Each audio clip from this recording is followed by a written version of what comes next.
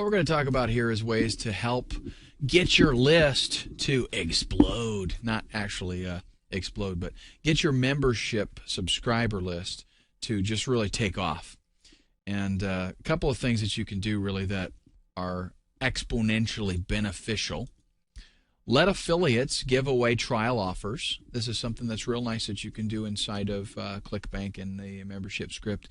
But you can even pay people, pay them $1, pay them $5 for a trial subscription if they'll get people to sign up. And in the long term, that'll work out really good for you. But really, it's a nice thing if a lot of affiliates, if you just tell them, maybe in their products, they can feature a free 30-day trial to your membership as a bonus. And that's something that's really, it's beneficial to you and them. You get subscribers, and then it's your job, to keep them, and then they get something additional of value that they can offer to their either their subscribers or their people that purchase their products. Here's what happens. Somebody goes and buys a product in a certain niche, and then they get access, a free subscription to your offer. So they go there, they sign up, they use, whatever coupon or something to get subscribed, and then the next month they're going to be billed automatically. So if they hang out, they're going to get billed. Okay. After 30 days, they get automatically billed if they don't cancel. And then you, actually, the affiliate, is going to get paid from the first month's billing. So you actually don't get paid until day 60, until they hang out for the third month. That is just one model. You don't have to do it this way.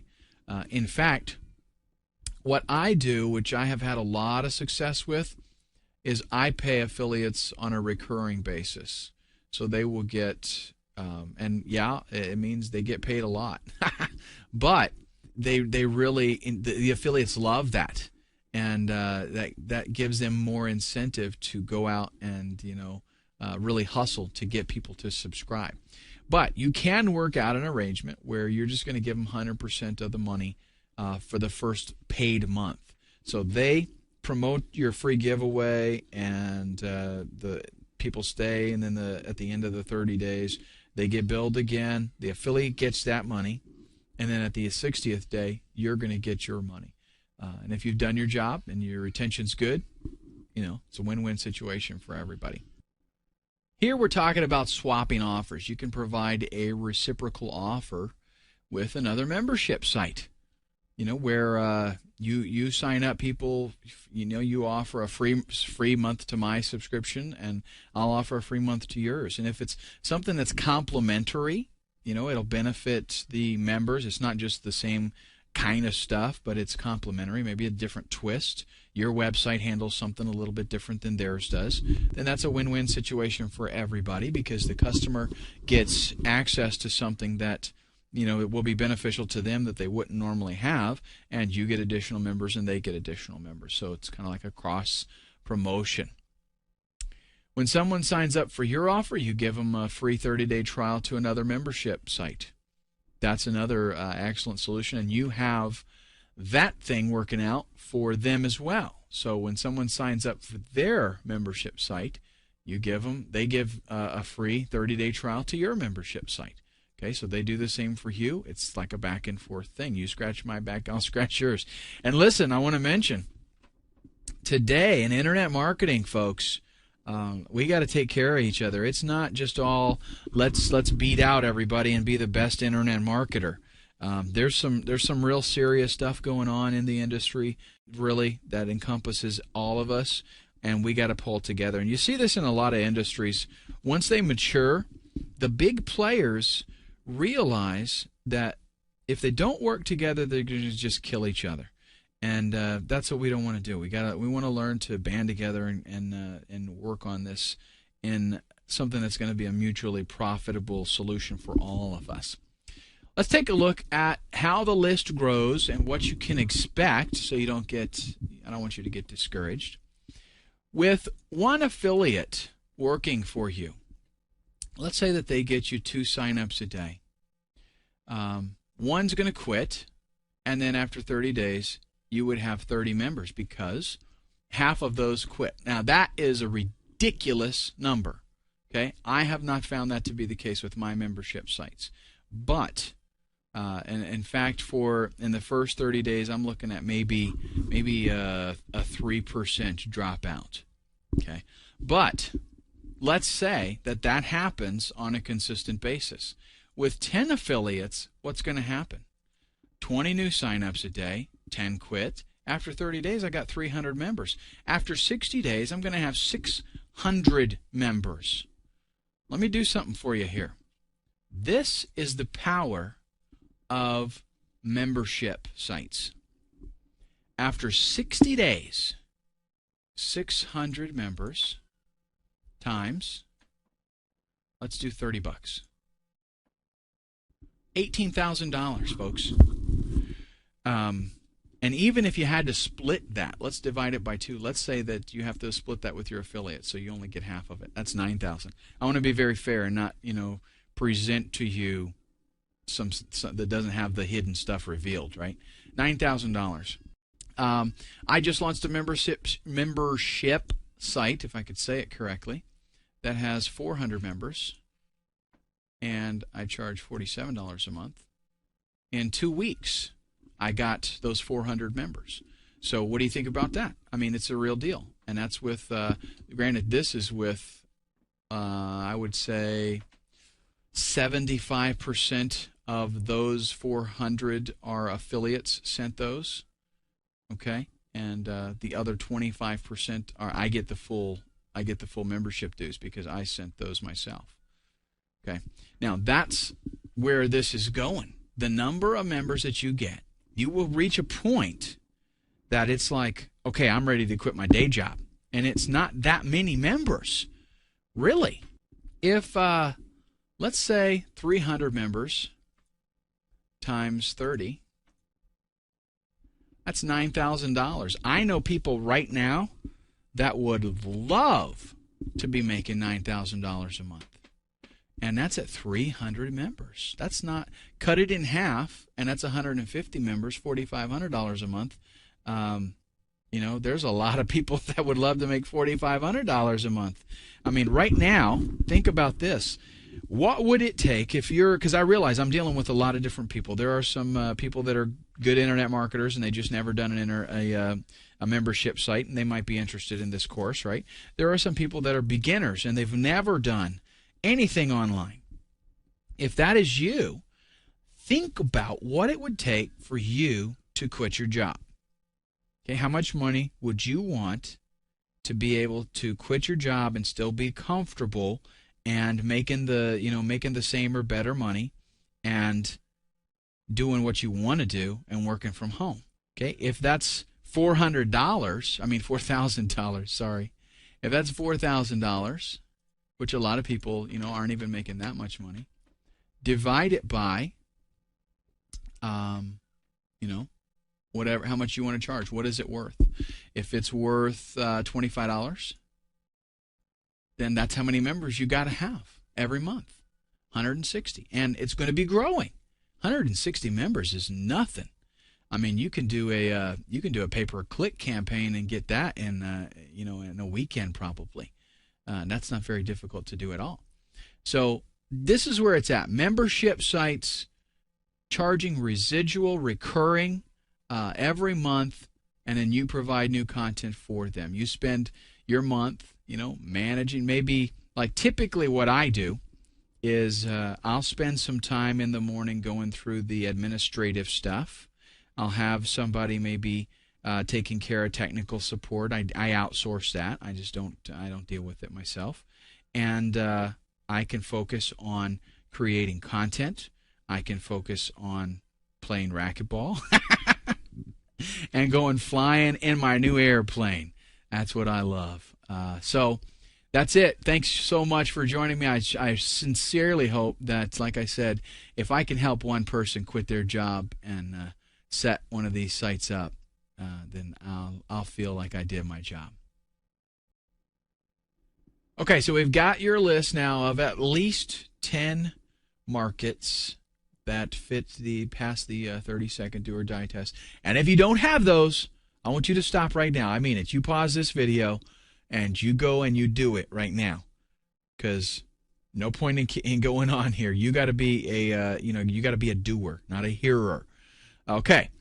What we're going to do is now start to weed out some of the markets and it's not that we're saying any particular market is a bad choice, but what we're wanting to do is find the absolute best match for us that has the greatest potential of success. I'll be honest with you. You could set up a membership site and it not work out. Very possible. Okay, so we want to give it the absolute best potential or opportunity, I should say. Review the traits of a good versus a great market, and then look at your list of 10 or more markets that you've written down. In evaluating each one of these markets, what you want to do is scratch off all the ones that are just good. If there is a market where you can't see that there's a need for ongoing support, scratch it off. So review those traits, narrow your list down a little bit, and then scope out the affiliate networks. See if anybody else is already offering something similar. And again, that does not mean, as a matter of fact, what we're looking for is we hope that there are membership sites available for that niche. Go to ClickBank, go to CJ, go to ModernClick. You are looking for other people doing it, because if somebody else can do it and they are successful, that means you can be too. If there's absolutely, no membership site for that niche, more than likely, I know there's going to be the temptation to think, oh, I found the golden egg. Probably not, you didn't, okay? Probably somebody set one up and it didn't work out. That's probably what happened. Now we're going to sort the list. What you're going to do is, let me get the rest of this stuff up here. My slide must have gotten backwards or something. What you're going to do is evaluate each thing that's left in your list and give it 1 point for everything on the left that it matches up to, and give it 2 points for everything on the right that it matches up to. Okay? So, if my niche was going to be hunting, for example, I would go through here and I would say related affiliate programs. Yes, there are, if I do some research and I find out that there are affiliate programs out there for hunting stuff, I'd give it a check and I'd put, a 1 by hunting. Advertising opportunities. I go to Google and I see if people are advertising. I go to other hunting websites and I see if people are advertising there. If they are, give that a point. Check it off. Desperate or impulsive. This is going to be speculative. You have to consider this. I personally would say hunting is not desperate and impulsive, so I wouldn't check that off. If it's something like an acne problem, and you want to set up some kind of membership site for dealing with extreme cases of acne or something, I don't know. But then that would be desperate or impulsive because, they've got embarrassment in there and they've got, maybe they got to get ready to go to the prom, whatever. But if it's not, then you just don't check it off and you don't give any points. Membership mentality. I would say hunting does have that. It's like a hunting buddy kind of thing. Need for ongoing support. A lot of this stuff is tied together because I'll tell you this.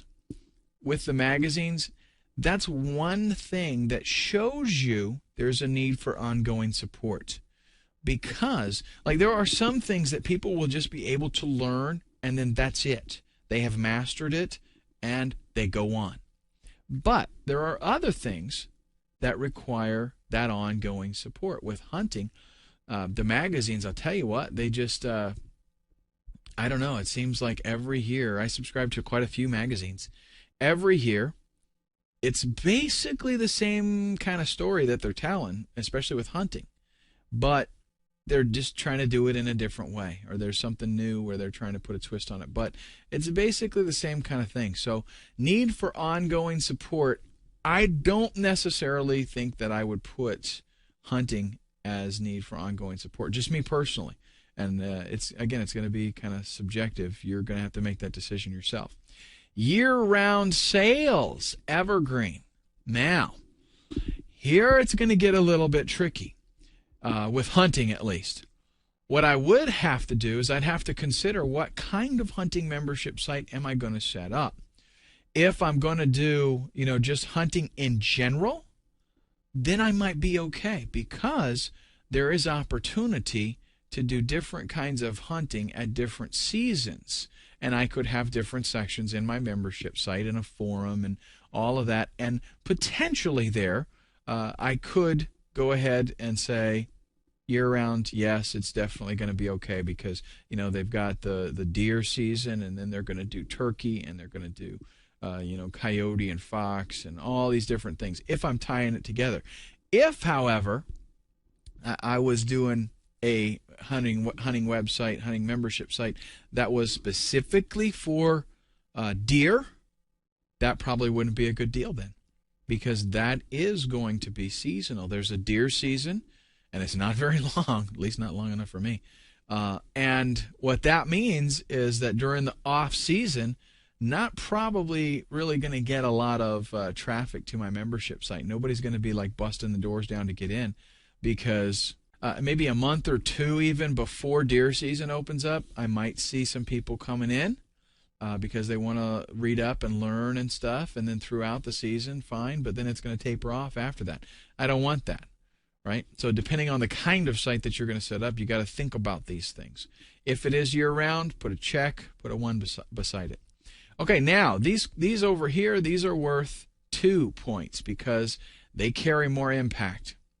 Do I have a personal interest or a skill? In other words, is this something that I really like and enjoy, and do I know how to do it? If that is the case, check it off. Give yourself 2 points for that particular idea. High ticket market. Are there expensive things that could be sold in this niche? With hunting, of course, I've got rifles, I've got bows, crossbows, and yes, you can actually sell this stuff even though it's a membership site.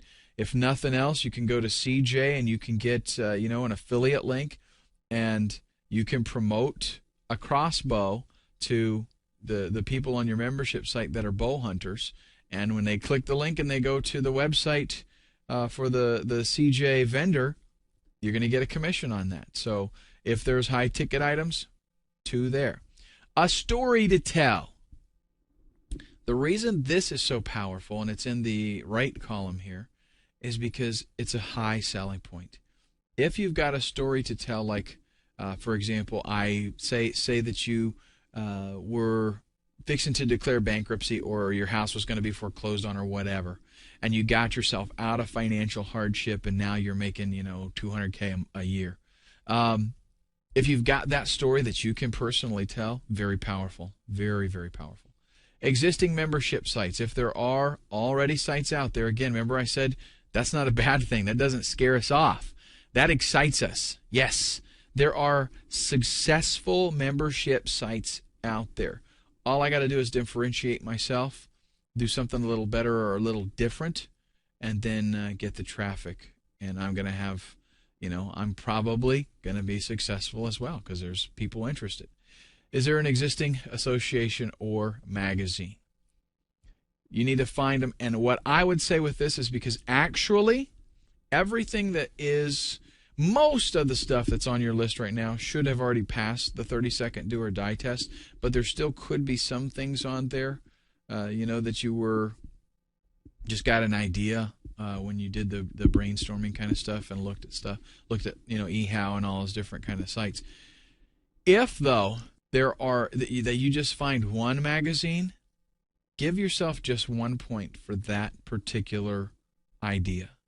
And if there are multiple magazines, then give yourself 2 points. I would say, actually, let's say 1 to 2 magazines for the first one, and then 3 or more is worth 2 points. Because that means the more magazines, the more potential, the more room, and that means that probably the supply is going to be less than the demand. And ideally, that's what we would like, is where there's a hole, essentially, and you need to be able to fill it. Okay, so now you're going to take all of your list, and if you do this in Excel, it's totally, totally easy, but Basically, you're going to take your list, you're going to add up all the points, get rid of the ones that have been scratched off or eliminated already, okay? And then you're going to sort the list based on the number of points that that particular idea has. And what do you think you're going to do? You're going to take the one that has the most points. That's where you're going to start. That doesn't mean that you write off all the other ones. In fact, I suggest that you do start like an Excel spreadsheet and put them all in there and save that and leave it, because once you get another, once you get this membership working and it's pretty much on autopilot, you're going to set up another one, and you've already got your list in front of you, sorted even, so you know where you're probably going to start next. All right, what we're going to talk about in the next video is ways that we keep our members involved and longer retention. In other words, a lot of membership sites, they get people to come in, they stay for 2 or 3 months, and then they end up leaving. We want to make our website, our membership, so compelling that people don't want to cancel that membership. Content is king. We hear that all the time, don't we? If you've been online for any length of time in the internet marketing arena, you've heard that phrase, content is king. What does that mean? It means that really what you have to share is more important even than how you share it. For example, the quality of your videos, the presentation is not as important, not saying that it's not, okay, but it's not as important as the actual content of what you have and the quantity of content that you have.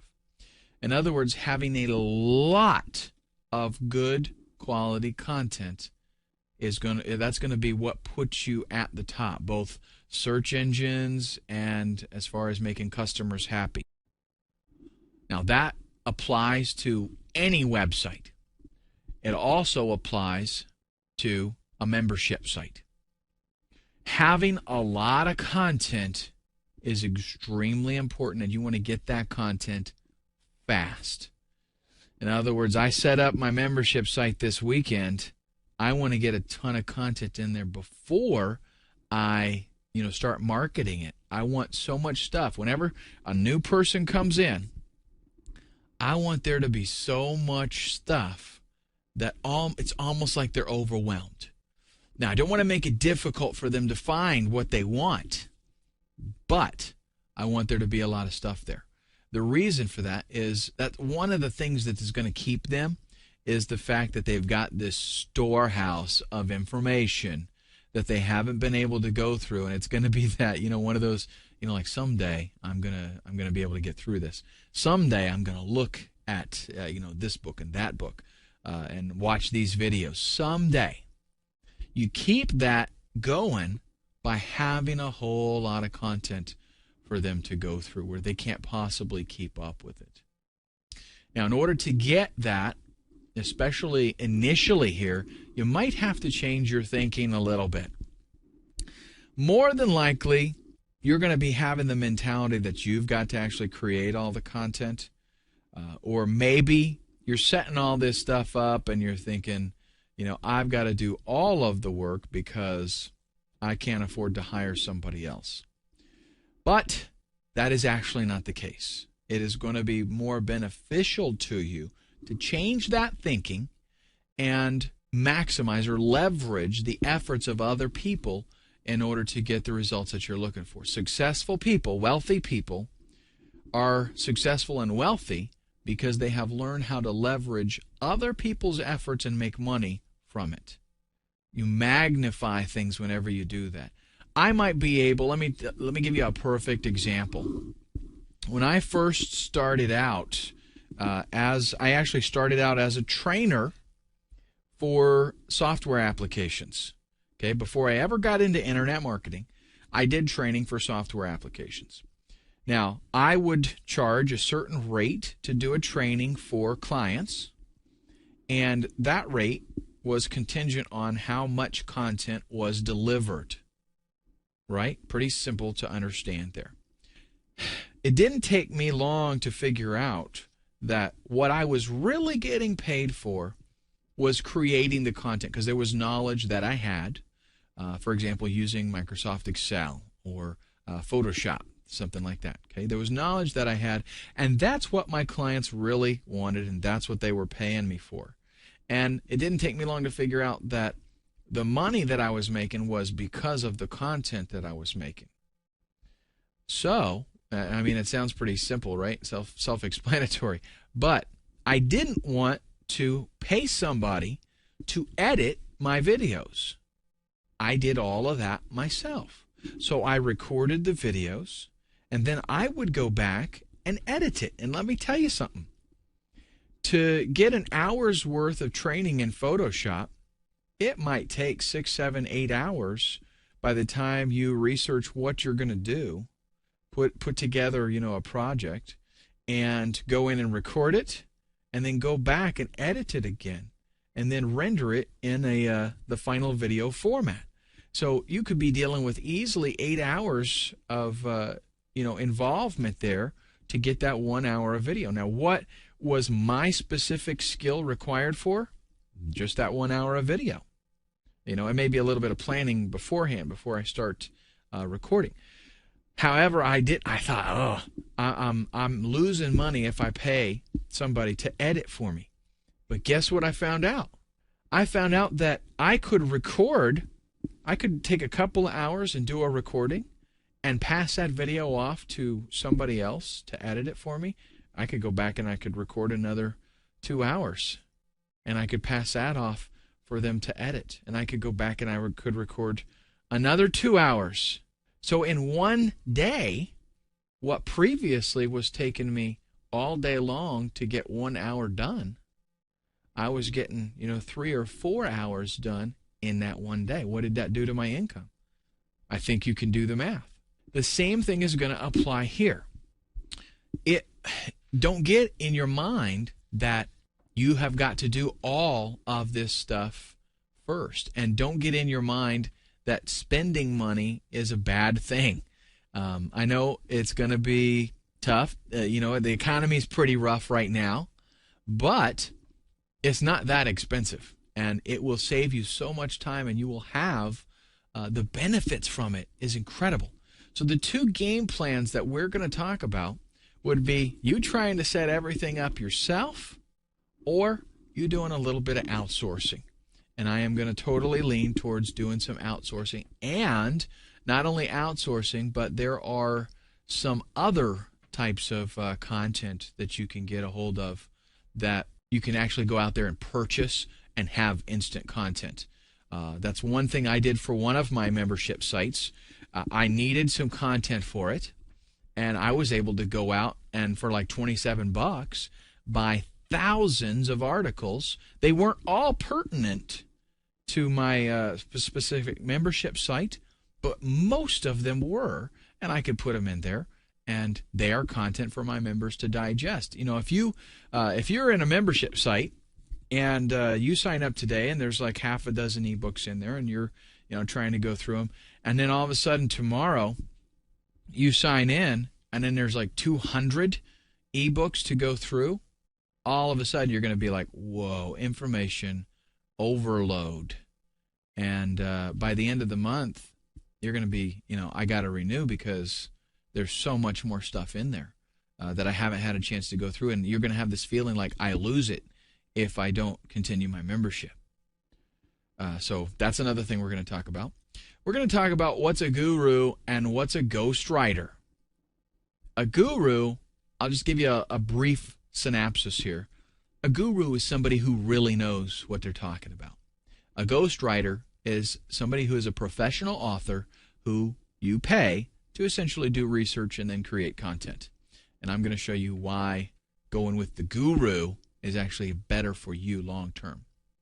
Then we're going to talk about some secrets to obtain and retain your members. All right, website, membership site actually options here. Let's talk about some things. We could do a subscription service. This is like the recipe of the month or investment alerts, for Forex or stock trading or private label rights. Every single month they're going to pay, and they are going to get something new, some new content that's just for them. Commercial tools, things like Aweber, ad tracking tools, hits counters, simple things like that. Even there's been a rash of some websites that do the URL shortening, that kind of thing. That's essentially a commercial tool that is a membership site. You can pay a fee, like with Aweber. You pay a certain fee every single month, and you have access to their autoresponder and all the tools that they've created on their website. So that is an option for us. Content-based. This is kind of the model that I'm focusing on, where we create something where the members want to come and interact. We create a community. It's more than just about reading the ebooks. It's more than just about watching videos. It's by interaction. Some people I've seen set up a membership site where the membership site is just content. And while that could work, what works better is if you have the content and you build a community by having maybe a forum that goes along with the membership site. So people can go in there, they can interact with one another, they can talk about the content, how they have used it. They build up community, and that is a lot for retention, because if I'm on this forum and I've been here for 4 or 5 months and now I've got like 1,500 posts, I'm interacting with the community, I probably don't want to lose that standing. Right?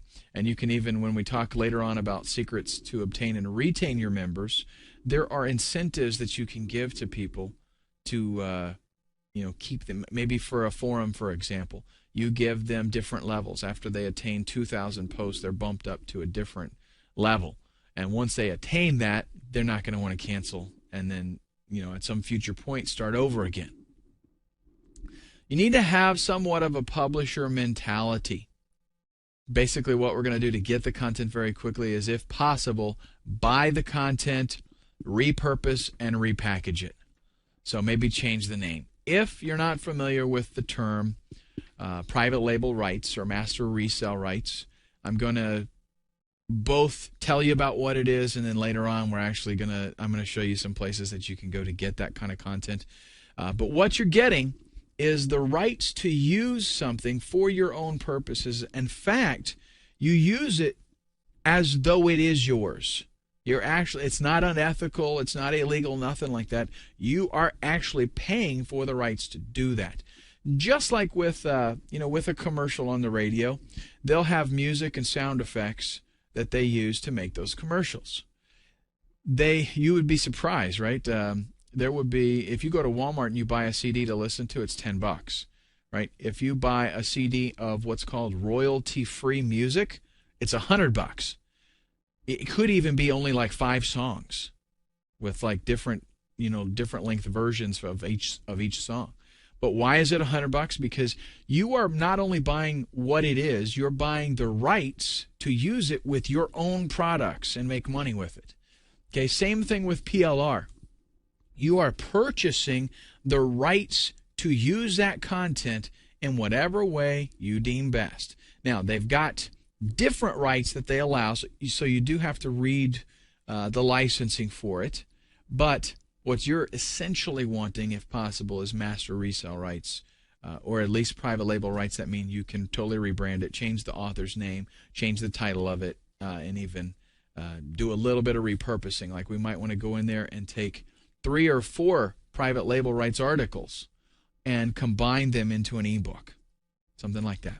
Also, consider hiring someone to write the new content. You're obviously going to have to find someone, and that's what we're going to talk about in the next slide here, is hiring somebody, hiring an expert. What we don't want is the freelancer that goes out and essentially does what is called log and blog, where they, or blog and log, however you want to look at that.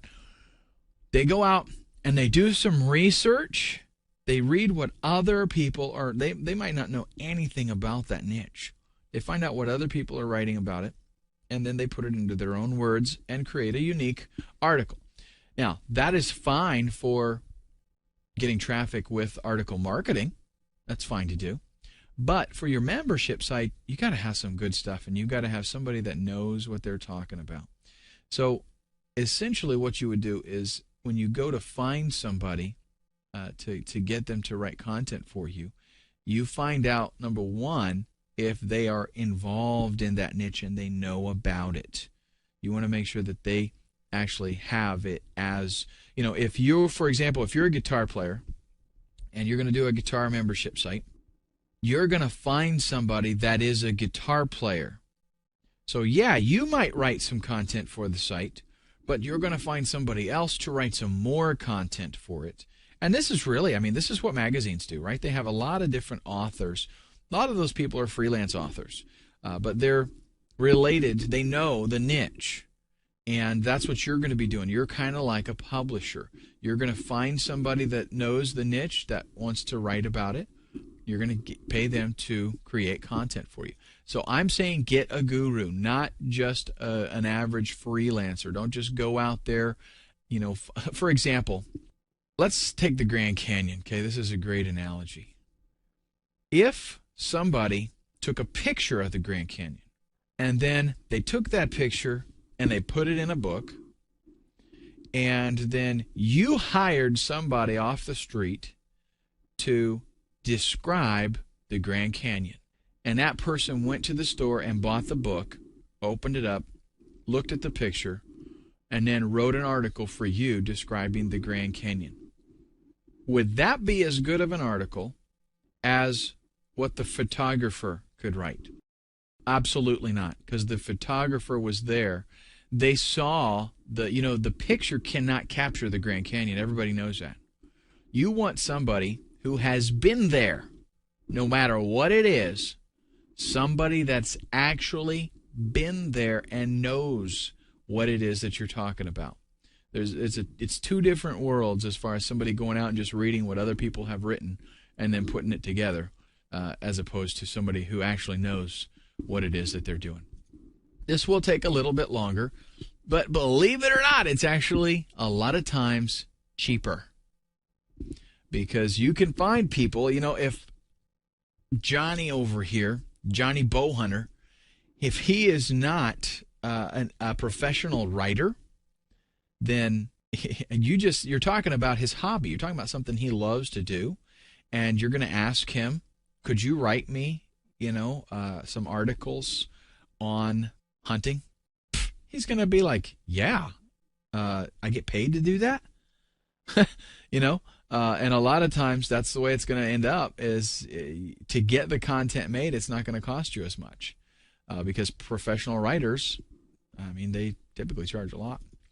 Now, here are some freelance sites: Guru.com, iFreelance.com, Elance, and Rent-A-Coder. These are some of the more common ones, more popular ones. What you do on these sites is you set up an account there, you post a job or a project, and you give a description of what you need done, and then there will be people come in and look at the job, and they will bid on doing that project for you. So you get people competing, and it's really usually more beneficial to the buyer than it is the freelancers, because there's so much competition out there. You can find somebody who's really good at what they're doing and is not very expensive. Now, that doesn't mean that you should go with the cheapest person. That doesn't mean that you don't sometimes pay a little more to get better quality. You do, but you can't just go by price.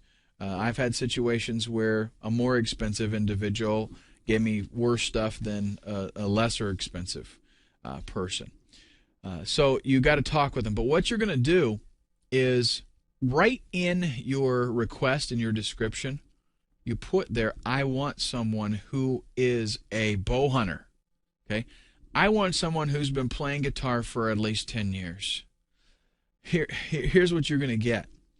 There's a variety of different kinds of people that are on these freelance sites looking for jobs to do. They're freelancers, right? Lots of different people. They've got hobbies. Now, normally, they may be on there to do something technical. Maybe they've got a specific thing that they're on there for, that they do. But, maybe they write articles on coding for websites or something. It could be very technical. But they do have hobbies. And if you can find somebody that is in your target niche and they happen to be there as a freelancer, boy, you just found a great combination. Because you found somebody that knows how to do what it is, right, that your niche is all about, but they're also a freelancer and they're there to do work. Great combination. Another thing you can do is go to forums that are already out there, that are in your niche, and find people who post a lot on those forums. A lot of times you can talk to them about creating some content for you. When you are submitting your proposals at these different membership sites, personal communication is the absolute best way to validate their claims, because you're going to get a lot of people that, yeah, we can do it. Yeah, I can do it for you. You'll have it by tomorrow. And especially overseas, you get a lot of people that they can just, I'll do it now. And I totally know everything about what you're talking about, and I understand. And in reality, they don't. Okay, their initial communication will say that they do, and they'll be super dirt cheap. But if you want to find out if you're going to get any good stuff, you got to actually communicate back and forth with them. Another thing you want to do, you got to be careful with copywriting stuff. People will go out there and they'll bid on your job. You give them, say, I want 5 300-word articles on whatever. They'll go out there and they'll go on the internet, they'll do a search, and they'll find those articles and they'll submit it back. Here you go.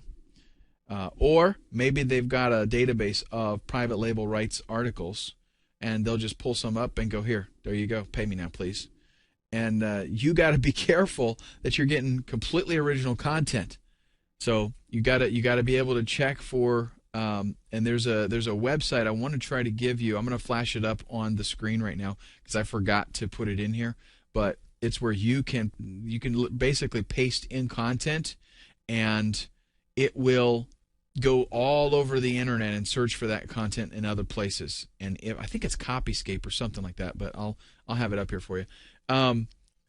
Actually, my editor that I'm paying to edit this so that I can create more content, he's going to put it up there for you. What it'll do is it'll check to see if that content is duplicated all over anywhere on the internet. And if it is, then you found yourself someone who is plagiarizing, and you're not going to pay him. But in talking with him, that's the best way that you get a feel for if they really genuinely understand your niche and they use the right lingo or jargon in referring to things. Ask for an outline. This is a great way also to not only get a feel for if they really know what it is that they're going to be writing about, but if you've got 10 people submit a proposal and all 10 of them submit to you an outline, fantastic, because what you can do now is take those 10 outlines and kind of merge them together, combine it, and you're going to get one very comprehensive outline for maybe an ebook that you're having written, or a course that you're going to create or whatever. Set deadlines and milestones. If you don't do those with these people, then a lot of times they'll just drag their feet and it's not going to get done.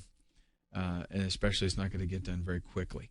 So just don't be unrealistic. It's not like you're being a slave master.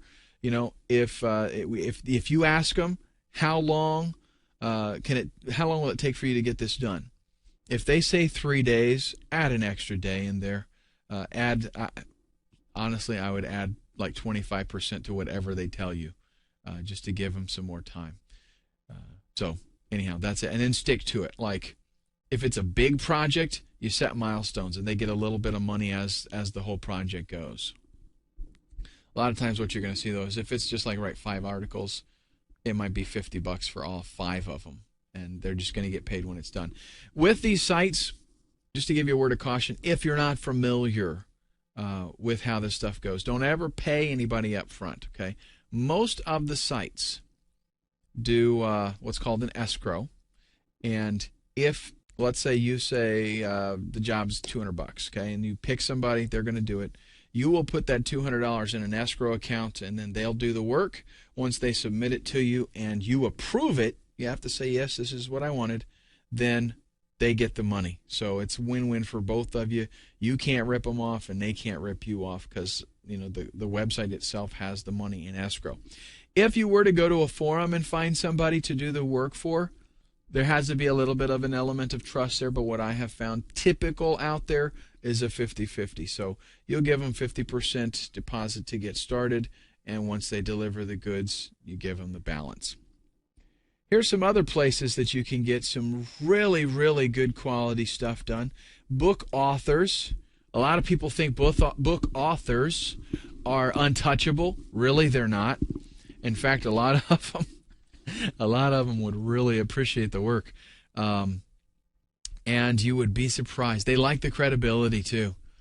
So especially if you can let them go ahead and use their own name, in an article that they write. It doesn't have to have any contact information because you own, right? You own the article. But if you let them use their name in there, they'd really like that. They get the credibility, and it's just another paying gig for them. Even if you think, well, they've got a published book, that doesn't mean they're making squat from that. They could be making $30,000 a year off of that book, and they like the extra work. Magazine article writers, same thing there. These people are usually freelancers anyway. So if there is a magazine in your niche, don't be embarrassed to approach a writer in that magazine to have an article written for you. You'd be surprised, how much you have to pay for stuff like that. And I already mentioned the blogs, or forums at least, and also blogs, same kind of thing. People that frequent those a lot. If you find somebody who has a lot of posts or makes a lot of comments on blogs, it's somebody who really cares about the niche and they're active. That's an excellent candidate for this kind of thing. Putting your content together. We have to think about some things. Where will the content go? How will you deliver the content? And in doing this, we're going to get a little bit technical and kind of come up with some ideas. We're going to start that in the next video. The format that we want to pick for the delivery of the content, how it's going to be delivered, and then we're actually going to get into a little bit of technical stuff in the background for at least my recommendation of the way that I do things. What we're going to talk about now is just a lot of different ways that we can structure our membership site for the delivery, actually the way that we'll deliver, and how the content will be put out there and made available to people. We could do, for example, a monthly newsletter. That can actually be a membership where they're just going to get an email every single month with helpful information, or possibly links to other sites and other content that you have. Maybe you did a video, so in the newsletter there's going to be a link where they can click, or the content can be delivered right there in the newsletter. Industry expert interviews. You can actually build a website around mostly providing kind of like news coverage, really, but within your niche. So depending on your industry, a lot of people would be willing to pay a monthly membership subscription to get, just for interviews with industry leaders, kind of like, with news and newspapers, that kind of thing. They're dealing with things that appeal to everybody, very broad. So what we've got in different niches is where really there's information that people would like, just like with the news, but since it's not big enough, it's just for their little area. Nobody's doing that for free because they can't get paid for the advertising and all that kind of stuff. So what they do, though, is they can provide the same kind of coverage that a news media might do, but they do it as a paid subscription. So expert interview, excellent. You just go there. You know the questions to ask. You ask them, let them answer, let them talk, and then you provide an audio of that, maybe provide even a transcription of it on your site. Training videos and/or tutorials. Let me tell you what, video and tutorials, super hot today. If there's something that you know how to do, if there's an application you know how to do, or if there's a technique that no matter what it is. It doesn't even have to be, computer related. If there's something that you can do that a video would help out with explaining how to do that, or provide a tutorial, or especially, like Photoshop, super duper hot, all kinds of tutorial sites out there. Some of them are free, some of them are paid. Some of them have free areas, which is another thing we can do. We can have free areas in our membership site, and then we have a paid area. A lot of times with guitar sites, I see a lot where they have just a free area where they've got a couple of lessons for free. Anybody can watch them. And then when they're ready to move on to the next step, that's a paid subscription. Basic training. In this type of format, maybe let's talk about Forex, for example, foreign exchange. Somebody wants to learn how to trade. You could do day trading. You could do, really anything, become a real estate agent, whatever. And you got the basic training, the core material that someone would need to be able to learn, start doing that. Granted, with the basic training, there's going to be an end to that. So your retention might be very low. So you would have to come up with something else. Start it out as basic training. And then in a couple of months, maybe you've been able to put together some more advanced things that people would be interested in and staying around. Or you've at least got more of a community involved and figured out some ways that you can keep people, hanging out even after they've learned the basics. Reports and articles, maybe every month you send out a report. It could be, like a stock tip or something, or what's going on in a specific industry, that kind of stuff. Online tools, calculators, tracking, that kind of thing, something that people would be able to use every single month. Let me give you a real good example. One of the things I started using a couple of years ago was an online application that would do invoicing for me. And it's like $7-8 a month. But what it does is it keeps track of customers, and it lets me create an invoice. It keeps track of all the things that I would be selling as a consultant, right? And this is like outside of online things that people are buying at websites that I have. I do consulting, and in that I have to create these invoices. So I found this particular application, and it fit in very well with what I was doing. So it lets me create an invoice, pull the customer, create an invoice, put in consulting and time, and then it sends the invoice out via email, and it also facilitates them paying with PayPal or credit card or check or whatever. It takes care of doing all of that. Very nice and handy. Monthly subscription. It's a tool that I started using. Nice thing about it is with stuff like that, if you can get in there something that gets them locked in, kind of, like there's statistics or there's data involved in it, and they're not able to, like they would lose that if they were to, like tracking, for example, what I've got up there. If you start using a utility that provides you tracking and gives you statistics and lets you see a whole bunch of information about all your websites, chances are the longer you use that, the longer you're going to keep using it, because it gives you a lot of valuable information that you lose if you cancel. Members only forum, that's totally so easy to do.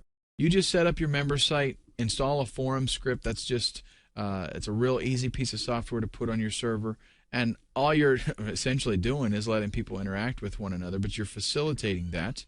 And of course, we can have other things that we add in with it to keep them involved and keep them active. A Ask the Expert type of membership site, where you're allowing the individual consumer to get direct access to a real industry expert. So you've got somebody that really knows their stuff, and you're allowing people to ask them a question, and they're going to help them out. That's an excellent service. A lot of things for, maybe people couldn't afford to hire a consultant in a certain niche. They couldn't afford to hire a personal guitar trainer to come in, or a fitness trainer, or whatever. But here they're able to ask a question to somebody that really does know, and is going to give them an answer. Recommended resources, totally simple to set up.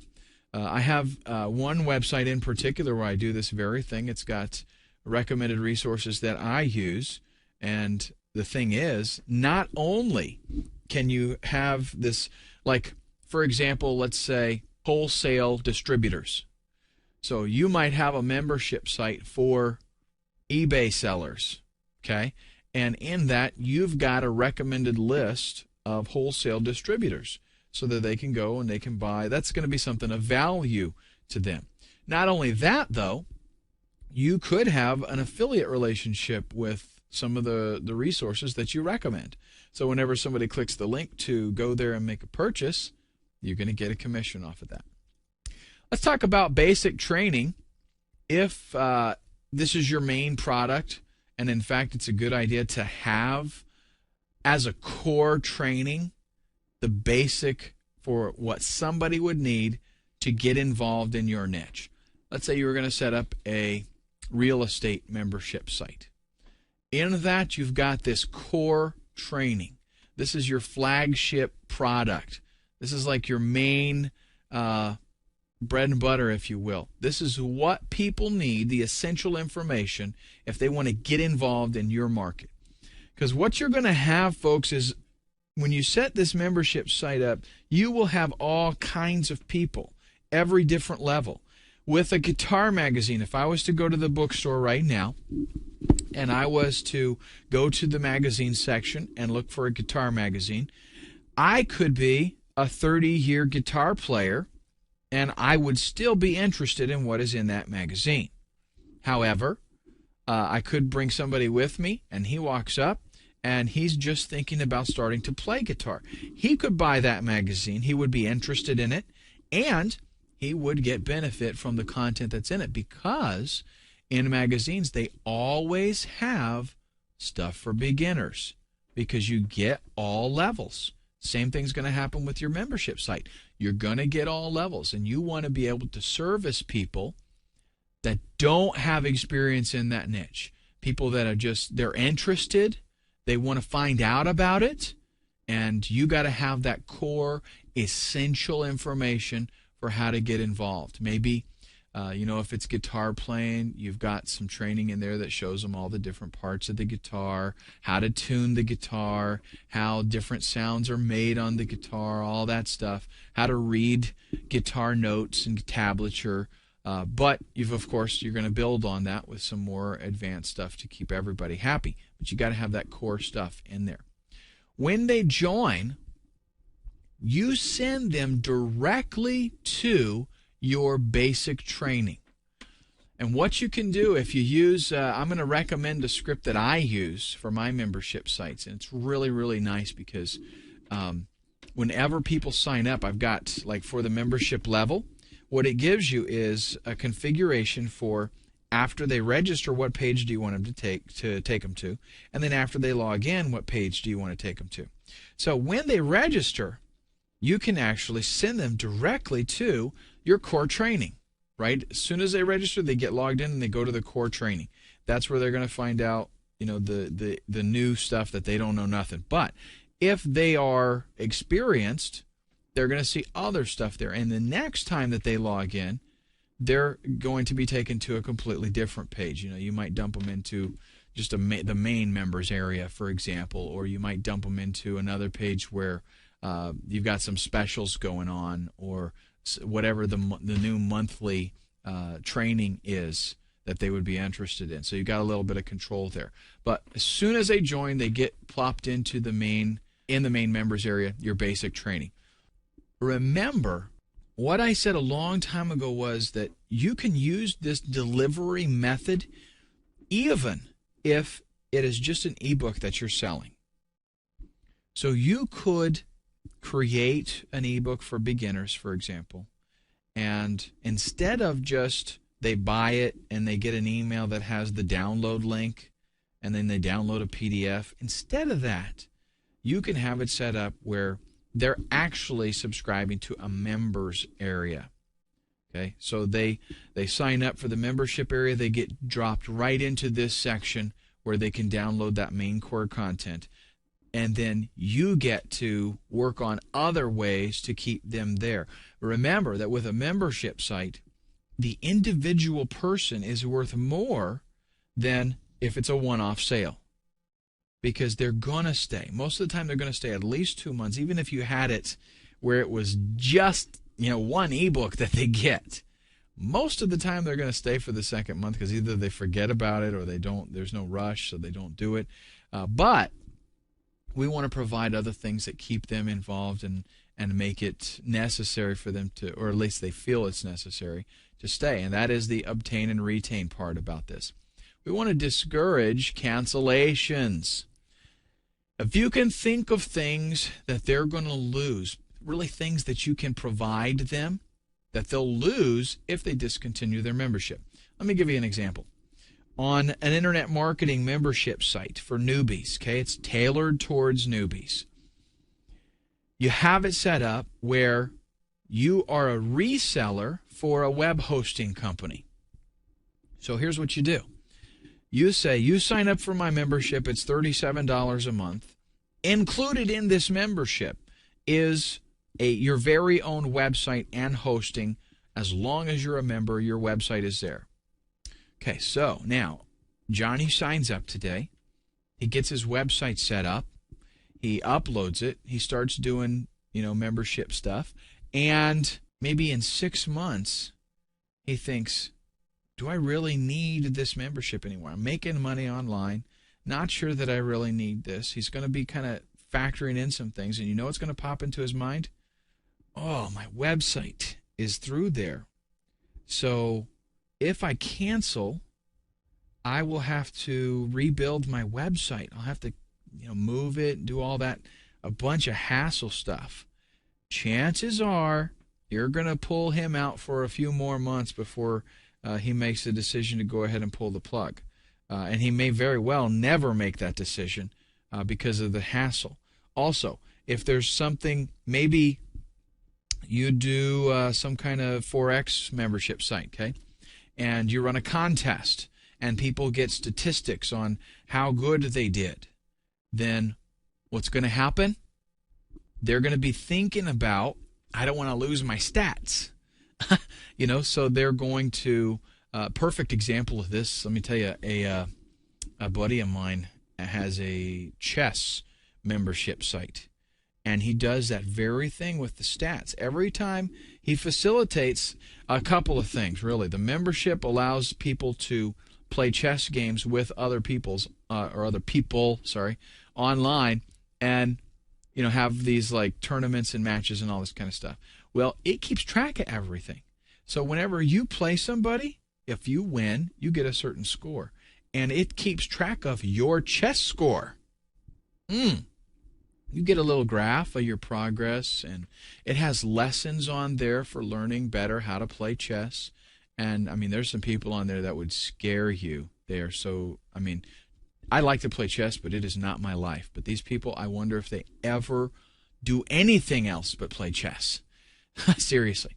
But he has, put together such a package that if they canceled their subscription, it's like, whoa, the things that they lose. So that's going to keep them every single month. They got to keep going because they don't want. They've got community, definitely. They're interacting with one another. It's an excellent model, this chess place. And he actually, I can tell you, what's the URL? Chess.com. Could you believe he got that URL? I had to pay some big bucks for it, I think. But anyhow, a buddy system. If you can group somebody with somebody else, what's going to happen there? Let me tell you. Let's say Jerry signs up and Matt signs up, and we don't even care what the niche is, okay? That's totally irrelevant. Find something that you can come up with to get people together. And maybe there's some kind of contest or, some kind of who would get the best results or make something the more creative or whatever. Okay, but you team two people together and you have this thing that's like a 3-month-long project. So now you've got Jerry and Matt, and Jerry on the second month, he's considering dropping out. But he's going to be he's got like an obligation to Matt. Matt's wanting to finish this thing. Matt's wanting to win. And that's going to keep him on, just like with, with exercising, with working out. What I found is general about all people. If I say, okay, I'm going to start working out, and I'm going to even if let's say I got a membership at a gym, which by the way I do. Okay, so this hits home because it's a very good analogy. Sometimes in the morning, I don't really feel like going. Right? I'm kind of tired. I'm sleepy. I realize this is not something I have to do. I don't feel like going. But I go because my buddy's there waiting for me. Gotta go. Okay? So I'm keeping my membership, even if at sometimes I get discouraged and don't feel like I really want to. I gotta go because there's people there that are pulling for me. There's people there that we keep each other going. There will be times that they don't feel like doing it, but I push them. Let's go. We got to do this. And if you're by yourself, it's easier to just cut it off and forget it. So if you can develop some kind of buddy system, like what I just mentioned, that's going to do wonders for your retention. Let's look at some other ways of retention. A storehouse of knowledge. This is just so much stuff that they can't possibly go through it, and they don't want to lose access to it, right? If you were to, like me, I buy books. I buy books like crazy. I don't read half the books that I buy, but I buy tons of them because they're there and I have access to them. Someday I'm going to read them, right? If somebody was to come to my house right now and say, tomorrow at 12 noon, we are coming and we're going to take all of your books and there's nothing you can do about it, I would be in there reading, right? I would be stressing because I'm going to lose this. Like, I haven't read it. It hasn't been important enough to me up to this point because I have the time. Someday I'll be able to do that. And same thing with your membership side. If you've got so much stuff there, you can actually create this, I'm going to hold on to it just because someday I might have the opportunity to get to this and I don't want to lose that. And especially if you can tie that in with, having something like a contest or something going on, or stats that they're keeping stats as they progress through something. Definitely keeps the retention very high. Bribery. Give them something for free so they feel guilty. No, nothing else I think I need to say about that. Send them something, and whether it's chocolates in the mail or you would think like, right? I just said I didn't need to say anything, but I'm going to. If you're charging $47 to $57 a month, right? If you find out that around the third month you get a lot of people drop off, then maybe a couple weeks before that cutoff time, you actually spend money and send a box of chocolates to everybody that is at that time period. Okay? And that $10, $15 that you just spent probably going to buy you at least another month. And it's definitely worth it, worth the investment. Active action, surveys, polls, voting. Get these people involved. The more you have community, the more retention you're going to have. It's two equations that work together. Level loyalty. This is another great way. I mentioned this kind of briefly earlier.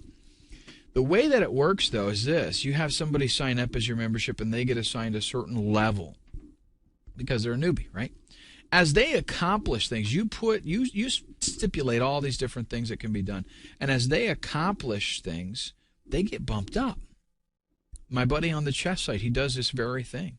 As they win more games, as they're there, their stats increase or whatever, they get bumped up until they're a grand master based on all this different stuff, and they don't want to lose that. Who would want to work themselves all the way up to a black belt in karate and then have to start back over as a white belt? Nobody, right? Same thing here. You assign levels, you give them what they have to do to attain that, and then it does not have to be tough stuff, but you want it to be stuff that it takes them a while to do, because then they get bumped up to the next level. And they keep going. They get bumped up to the next level. This is something that psychologically it keeps people going because they're climbing. They're not doing the same thing over and over again. They're actually climbing. And once they get up really high, especially if you got like 5 or 6 levels and they get up to the top, they're not going to cancel just because they don't want to lose that and have to start over. Maybe they don't have time for your membership site this month, but there's no way that they're going to cancel just so that they can start over in 2 months. Level loyalty. Use it. One last word on content. Bait them. Something that they'll need to come back frequently to access. Something that preferably doesn't need to be updated. One nice way that you do this is if you can set up a video that they can't download, but maybe a series of videos that teaches them something that's very, very beneficial to them, but they can't download, but they will likely want to come back to that in the future and reevaluate it. Start small on your content. You don't have to have, I know I did say you want more stuff than they can possibly go through, but that's not hard to do. You gotta, you don't want, in other words, you don't want somebody to come into your membership site and download everything that's in there in one evening, and then that's it. There's no reason for them to hang out. They can cancel. Okay? But you don't have to have everything in place because you're not going to get 5,000 members overnight. You could get 500 if you've got pretty good JV relations, but you're not going to get 5,000. And especially if you're starting off as a beginner in this, that's just not going to happen. So develop an idea, write up your game plan, and then start to implement it and work in phases and take small steps as you grow. And you will find actually there's no way for you. The membership sites that fail are the ones that set up everything and then don't do anything and change it. They just add new content. They don't make any changes. Don't even get that in your mind that that's going to happen. You're going to have to set your membership site up, take feedback from people that subscribe, and implement the proper changes and have it grow in the right direction. Coming up next, we're going to start looking at some of the technical stuff as far as actual platforms that you would use to implement to create your site and how you're going to get paid, all that kind of stuff. That's what we'll talk about in the next video. Technical considerations. This is where things are going to get, scary for everybody. No, not really. It's not hard. It's really not. Even if you've never set up a website in your entire life, you can do this. Okay? I don't have tutorials on, installing WordPress because it's not hard, and they have tutorials out there already. Plus, if you go with the hosting company that I use, there's a little button in there you push to install WordPress, and it asks you some questions, and boom, WordPress is installed. Nowadays, inside of WordPress even, it's a no-brainer. If you want to install a theme or if you want to install a plugin or all kinds of stuff, it's basically automatic. It's so easy. But we're going to talk about some member management issues, processing your subscriptions. Basically, all we want to deal with is how you're going to, potentially you're going to have, 1,000, 2,000, 3,000 members, hopefully fairly quickly. And you got to deal with a lot of stuff. You got to deal with cancellations. You got to deal with updating credit card details. You got to deal with people having access and support and all this kind of stuff. And you want to be able, to do that as simply as you can. Then we're going to talk about what a CMS is, site layout and how you should structure things, a fast, easy, and professional website, how to get that, and I'm going to give you some tips, again, what I use, and even though I've set up lots and lots of membership sites, I've got it pretty much fine-tuned to something that's really simple but still has professional results and works fantastic. Getting paid, we're going to talk about how you can take solutions that are out there for that, and a step-by-step, which is actually the most technical phase. I'm not actually going to demonstrate it again, but because there's tutorials for everything, but that's where you are going to probably learn a lot, and it's going to be a lot of fun.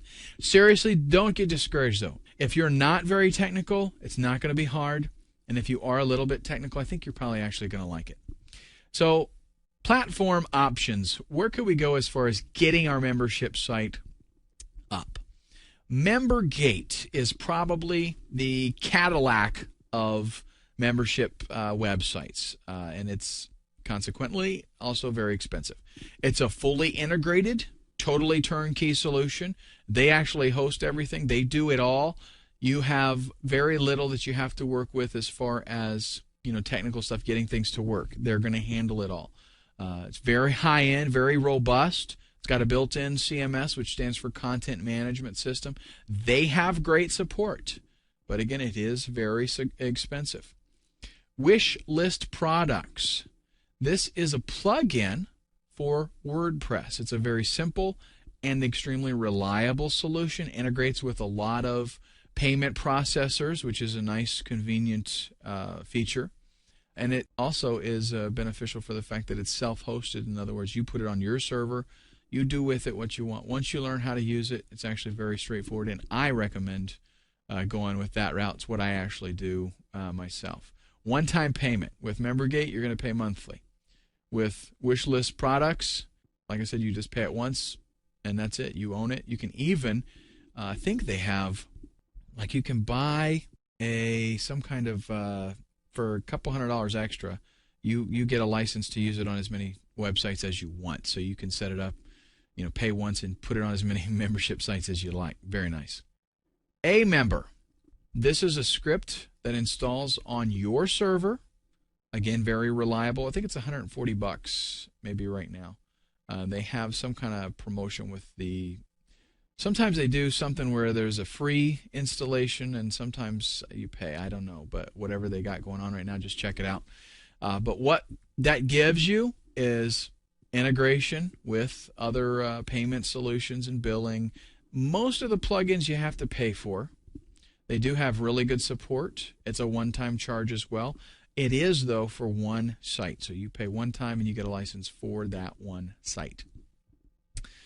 As I mentioned, my preference is Wishlist Products. Not only because of the fact that if you get the license that gives you unlimited, you can put it on as many membership sites as you want, but I like the flexibility of it, and I really like the way that it works. It's actually very simple and robust. I have used Amember as well. I don't mind that. It works pretty good. I find the integration with WordPress is much better with Wishlist Products because it's geared as a plugin for WordPress. Okay, so it's made to work with it, and hiding stuff. It gives you a lot of flexibility with hiding stuff for different levels of membership access. For example, I could write a blog post, and I could have my silver members be able to read the blog post, but the gold members can't read the blog post. It doesn't even show up for them. That kind of flexibility, and vice versa. So that's why I like it. Plus, it's not hard to install and very easy to use. So CMS, what is CMS? Stands for Content Management System. Some examples are just blogs. WordPress, Blogger, Drupal, Joomla even is one. All of those different platforms, and you can try all of them if you want to. I've basically tried all of them. I've done Drupal, I've done Joomla, I've done Blogger. I even have some Blogger blogs still because I use them for generating traffic. But WordPress is my blog platform of preference. It's easy to create, edit, and manage all of your content without having to know all that complicated technical HTML and FTP mumbo jumbo. You just go in and you start typing. You use a WYSIWYG editor. What you see is what you get. You use it just like a word processor. You type stuff. You can make it bold. You can make it bigger. You can format things, justify left and right, all that kind of stuff. You use it just like a word processor. So you don't have to deal with how it looks, right? You just concentrate on making the content. Because it's template-based, it's easy to change the site look, and it's easy to make your website look really nice. There are tons of templates for WordPress, for example. There's free ones and there's ones that you buy. You simply install a template, and it changes the whole format and look of your website in an instant. And if you wanted to update things and make it look different, Totally easy to do. You go get another template, you pop it in there. You don't have to worry about any of your content. It just changes the whole look of the site. Very, very nice. So what are our options? I'm recommending WordPress. You go to wordpress.org. It's free. It's easy to update the content, like I said before. It's even easy to install WordPress and update it. It can be customized. There's tons of programmers out there that totally know how to do all kinds of programming stuff in WordPress. It's open source, so all the stuff is in there, all the code for it. They can make it do exactly what you want it to do. There are lots of widgets and plugins available. Widgets are little tiny applications that'll work on the WordPress site. And plugins are usually more robust. They do stuff maybe in the background to make the site work better. Support for static pages. So you can have your WordPress blog be like a regular website. It doesn't have to look like a blog. It can look just like a website, but WordPress is managing all of the pages that are there. Matty Blaze Hosting, one-click installation of your WordPress blog. So if if you don't have a hosting account, you get a hosting account. Inside your cPanel, you click a button, you got an instant website. Membership site layout samples. Think about your primary offers. What do you want them to see right away? And then if you can't find any membership site samples, all you got to do is go to Google, do a search for Powered by Wishlist Member. What you will see is Google actually will find all these sites that have Wishlist installed. What happens then? You go in, you check it out, you see how they're laying everything out. And if there's something that is convenient, if there's something that strikes you as being annoying, you can obviously eliminate that. You can include things, you can get good ideas for laying things out. But with the primary offer, like what are they really, really buying when they sign up? You want to make sure that they see that right away. That's why I say when they join, if you've got core content that gives them all the beginner elements, if you know that your target audience mainly is beginners, then when they join, you want them to be dropped right there so that they can find that very quick and easy. Otherwise, they're just going to be like, this is too difficult, and they're going to unsubscribe, right? They're going to cancel. So think about what it is that they're really buying and make that available to them right away. Now, getting paid. This is probably one of my favorite topics here. Do you want to do the accounting for 1,000 people? Probably not. Listen to me. I'm about to tell you the solution that I use, and I'm going to say with that solution, this can still be difficult, and that solution takes care of a whole lot of hassle that I would have if I didn't use it. And that solution is simply ClickBank. You can go to ClickBank and you can set up a recurring product, and that'll be essentially your membership site. They will take care of all the payment processing. It's easy to get it set up and implemented, especially if you use Wishlist. It will, it integrates right with ClickBank, and it's easy to do affiliate tracking and payments. And I totally advocate using, affiliates and giving them a healthy, give them 50% easily, because these are going to be people that are going out there working for you, getting you new members every single month, and that's how your membership is going to grow. Again, leverage is what it's all about. So instead of you going out there having to do all the work, it'd be better if you had 10 or 20 people out there getting you subscribers. And yeah, they get 50% of the cut, but it's a lot more beneficial to you in the long run. Some people don't like ClickBank because the customer can go in there and just cancel or refund, at whim, and ClickBank will take care of that. But I have found, do your very best, and it's not going to be, give them the content that they really want. You will have people that are just jerks, and they go and they cancel on you or something, or they refund and they stole all your content. But by far, that's not going to be the majority of the people, and just, consider it cost of doing business. What does it take to set up all of this stuff? Let's say I'm going to try to do this over the weekend. Well, WordPress is free. So you're going to go to wordpress.org, you're going to download it, no cost there. Wishlist Member, the script that I have recommended, $97 for the single license, and I think it's $297 for the unlimited one. I'm not positive, but I will tell you this. If you have potential at all, any interest in setting up multiple membership sites, buy the unlimited license. Buy that first, because you get it cheaper when they first refer it to you. It's cheaper than if you were to upgrade later. You still pay a little bit more if you upgrade later on. So in other words, if you decide I'm just going to get the single one, and then later on you're like, I really like this, I'm going to set up some more membership sites, upgrade me to the unlimited license, it will cost you more. Just be aware. ClickBank submission, I think, is $50 still, but that's going to just be, you got to get your product in there so that they can process everything, and it's well worth the investment. Plus, you get your product out in front of all these affiliates.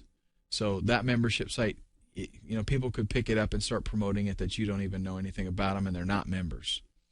Hosting, $79 a year, and that includes a domain. I think they do have a monthly charge as well. That's like $8 or something like that if you want to just go monthly. All right, here is your tactical plan. I'm going to do my best to wrap everything up right now in this video, but we've got, I think, about 4 more slides. Your tactical plan. Get your content together. Set up and test everything on the site. You want to make sure it's all working, including signups and all that kind of stuff. And ClickBank facilitates that very, very nicely, because you can get the product in there. It won't be active, right? It'll be in test mode, but you can get it in there, and you can actually get your links already set up so that you can click. It'll do like a test transaction. It won't charge your actual card, and you'll see the whole process start to finish and make sure that it works good for you. Once the site is set up and tested, focus 100% on building your membership. In other words, whatever kind of traffic methods you're going to use, or JV relationships or whatever. Reinvest your income for the first month in getting better content, new and fresh, more content created, and also possibly consider doing some advertising. No full-blown updates until month number 3. You want to get enough people in there and enough usage, enough familiarity that, number one, at 3 months you know that it's working, right? You can see that the membership is growing, but then also you want to get some feedback before you make any big changes to the membership area. Acquire a staffed expert to create the content and moderate the membership site after the 2nd month. And I would say after the 2nd month is completed. You want to just, that person maybe that you've been hiring for writing some articles, see if they will do come up with some. You'll know at that point how much you can afford because of how many members you've got and how it seems to be growing. But see if there's something that you can work out with them where they're just working that thing for you every single month. Even if, let's say, you were making $5,000 a month on that site, which is not real hard to do, right? If they're paying $10 and you got 500 members, there you go. But even if they're going to make a little bit more than you at that point, I mean, still, it's worth it because you're not going to do anything. You've got it all set up, and now you're basically going to let them create the content and interact with all the people. You're just going to kind of be a manager. But if they want, $2,000 a month in order to do that, then I would say it's a good deal. Just because even if they wanted $3,000 a month to do it, it still might be beneficial to you because you're going to probably, you're going to set this up, and as it grows, there's going to be other things that you're going to do with it. If you're the expert, fine, and you want to do that, that's fine. You keep all the money. But what I'm kind of thinking of here is, if you want to grow, if you want to set up another membership site doing something else, and then you're kind of managing all these membership sites, eventually, after just a couple of them, you're going to be making more than everybody. Trust me. Outsource as much as you can and enjoy the reward of your hard work of getting all this set up, doing all of the research, and then sit back and just, enjoy the benefits. That's basically the process. Here's a step-by-step, the technical things that you're actually going to want to do for the most part. Register your domain. You got to get your hosting set up. install WordPress, change your WordPress theme, and for the first time I'm mentioning themes to you. WordPress by itself is going to look pretty lame. It's going to look very lame because it just comes with a very basic template. For usability and the general look of it, I recommend WP Theme Thesis. And the Thesis theme is really, really nice. It's robust. I use it for all my membership sites now just because the look of it and the way it interacts and the way it works, totally nice. Install Wishlist Member, okay, which is the script for the actual membership site. And I will mention here real briefly, WordPress has some facilities for blocking sites, blocking pages based on your password or whatever. You don't want to fool with that stuff. It's really a big hassle. It doesn't take into account all the stuff that we want to do as an actual membership management. That's what Wishlist does, is it is the management of those members. And it allows us to control access as well. Add content. So after we've got WordPress installed, we've got our own website up online, got WordPress installed, got the theme looking slick, got the membership script installed, and then we're going to dump in the content. Configure your membership levels. Maybe you want certain members, silver level to access certain content, whatever. Configure all that stuff, and then you go in and you protect the content. So the way that it works, and again, I'm not doing tutorials for this because all these products have the tutorials already. But the way that it works is you install the Wishlist member, you set up your membership levels. Then you go into your content, and each page you would say, block this content, protect this content, actually is the terminology. And then you grant access to specific levels. You check off what levels you want to have access to. One really nice thing that I like about Wishlist, and this is the big canon that I didn't tell you about yet. Wishlist has a facility to do what is called dripped content, like sequenced content. And what you can do is you can have your whole entire membership site with a whole year's worth of content. But whenever somebody signs up today, they get access to a certain amount of that content. Then 30 days later, whatever you specify, you can do 15 days, 20 days, doesn't matter, whatever you set. Let's say the next month, they get access to another batch of content automatically. You don't do anything about it. So you have the whole year laid out where after they, and it actually moves them to another level automatically. So they sign up, they get access to the content. A month later, they get bumped up to another level, and they get access to new content. 30 days later, they get access to new content, 30 days later, and it's billing them the whole time, right? And giving them access, and it's all done automatically. The way this is set up, if you do it through ClickBank, and I might add that at this point, after you protect the content, you would then submit your product to ClickBank, do all the stuff for approval there. But the way it's set up, if you work it that way, is if they go to ClickBank and they cancel, their membership cancels. It's automatic. If they do a refund, their membership cancels. All right, now we're going to step things up a little bit, and I'm going to talk to you about, well, I said I was going to do one. This is going to be the last video, but I tell you what, let's take a quick break. Think about the stuff that we just talked about, okay? And then in the next and last video, this I really promise this is going to be the last one, we're going to talk about some of the ways to grow your membership site. Continuity Cash Secrets. You can make serious cash, one small monthly recurring payment at a time.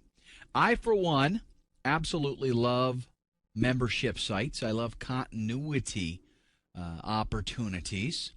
And that's exactly what we're going to be talking about in this video course is membership sites, specifically the kind that involve us getting a regular monthly recurring income. Let's take a look first at, well, before we even do that, let me just explain to you that of all the things with internet marketing that I have done over the years and all the things that I have experience with, Membership sites are pretty awesome for a variety of reasons, and we're going to touch on some of those in the next slide.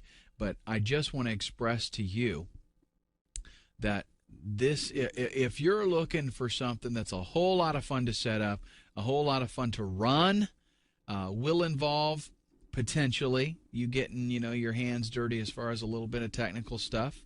That isn't very difficult. It's not hard, especially with all the instructions that are out there, and something that puts you in the position to be getting money every single month, and something that easily can go viral. And by that, what I'm talking about is you setting up something successfully and then allowing other people that have joined your membership site to promote that for you, and you just magnify the efforts of one by leveraging all your members and getting even more members.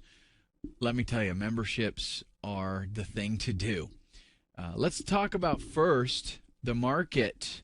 Kind of an overview, really, basically, is what we're going to look at right here. And then I'm going to tell you why membership sites are so incredibly powerful. Why membership sites are great is what we're going to look at in the next slide. Just going to go over some of the things that I particularly love about them. We're going to look at the different types of membership sites and the two markets. We're going to look at a good market versus a great market, how to choose target markets, how to choose great target markets, getting ideas for your membership sites, and the 30-second do or die test. And then I even have some action steps for you to do, and some actually kind of a game plan for you, and some charts, or actually checklist, I should say, so that you can go through and make sure that you got everything set up and you haven't missed anything. Why membership sites are great. I've already mentioned the monthly residual income. Let me tell you something about successful marketers, and not only marketers, but successful people in general. People who make a lot of money, they do it usually. Now, there are exceptions to this, okay? But usually it's because they have multiple streams of revenue. Most wealthy and successful people don't owe their success or their wealth to one particular thing. Most successful internet marketers do not owe their success to one product that they're selling or promoting, or one thing that they're doing. Having multiple streams of revenue is something that enables us, to rise above the tide, so to speak, because if we have a low month over here in this one area, that doesn't so much affect us, because chances are in another stream of revenue, we've got an even better month. Okay, so it really tends to balance things out. Now, residual income is even something that we can factor into that makes it even better. Residual, especially monthly residual income, means that month after month, we've got consistent money coming in. We have set up our efforts. We have one effort that we put forth, and month after month we get rewarded for that effort. Really, with a membership site, we can easily set up something where you set up one membership site, you'll find out it's so fun and easy to get going, and then you can move on. While that one's running, you can move on and set up another one in a completely different niche if you want. And what we've got there is multiple streams of revenue, residual income, and each one of those membership sites, it's a lot of people paying, right? And it doesn't, the beauty of this is you're going to see it does not, you do not have to have some 5,000 member membership site to make money. Not at all. 500 members can make you more than you're probably making, if you got a regular day job right now. 500 members can make you more than that easily. We get passive cash flow. It just keeps on working. There's a lot of different models that we can set up with the membership site, and you're going to really control how much you're able to make depending on what you choose to do. Just as an overview, we're going to get into this a little bit later on in more detail, but just as an overview, I could set up something where somebody pays one time and they get access to a membership site where there's a lot of content there and they just have it, maybe they access it for a year, maybe they access it for a lifetime, but that doesn't require much effort from me. And the membership site, one thing I really love about membership sites is making the deliverability very easy for the customer, right? And it looks nice and robust. So you've got your membership site set up, you've got content in there. Again, different processes, different models that we can go through. We can have them just pay one fee. They get access to everything forever. We could have them pay a yearly fee or a monthly fee. My preference is the monthly fee. But in order to do a monthly fee, you've got to go out there and provide new, fresh content, because you don't want them going through everything and then they get to the end and they're like, why should I be a member here still? Okay, so there's more work involved with the monthly recurring membership, but that's more beneficial to you because it causes your members to stay members for a long time. Stable and predictable income. Generally, if you've got a membership site, let's say you've got 500 people there. In January, if you've got 500 people, in February, 400 people are not going to disappear more than likely. You're going to have a few leave, yes, but you're going to have new ones come in and replace those. And so, in general, it's pretty consistent. You've got stable and predictable income. It's not so much if you follow my guidelines, which we'll discuss later on, you're not going to pick something that this month is a hot topic and next month it's not going to be. Or, something that's seasonal. Like, you can make a lot of money on pay-per-click with certain affiliate offers during the Christmas season or Thanksgiving or something like that. But the rest of the time, that stuff goes up and down like crazy, right? The kind of search, you just go to Google and you can see the search results on a lot of keywords, and you can see it going up and down. It looks like a roller coaster. Not very consistent, not very stable. This is going to be. I'm going to show you how to pick something that is not going to go in and out with the tide, but is going to hold its own. And nice thing is, when you combine the fact of I've got 500 people and I've picked a good target for my model, then you got consistency on all points, and it's not going to just totally drop off. High customer value. Each and every one of your customers is going to be worth a lot more than if you had a typical one-off sale.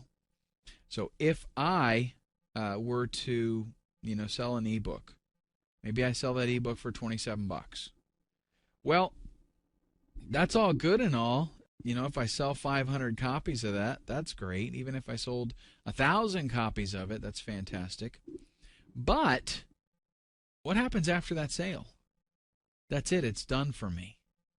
So if there's a way that I could come to, maybe I develop an ebook or a video course or something. If there's a way that I can figure out to deliver that content in a membership site and then continue to add value by adding more to it, maybe create another ebook every single month or a new video course or do something. There's really a plethora of possibilities of what you can add. But as long as I'm doing that, each and every member is going to be worth a lot more to me because it's going to be consistent every single month. Another membership fee, another membership fee. You can outsource 100% of everything I'm going to tell you about in this course.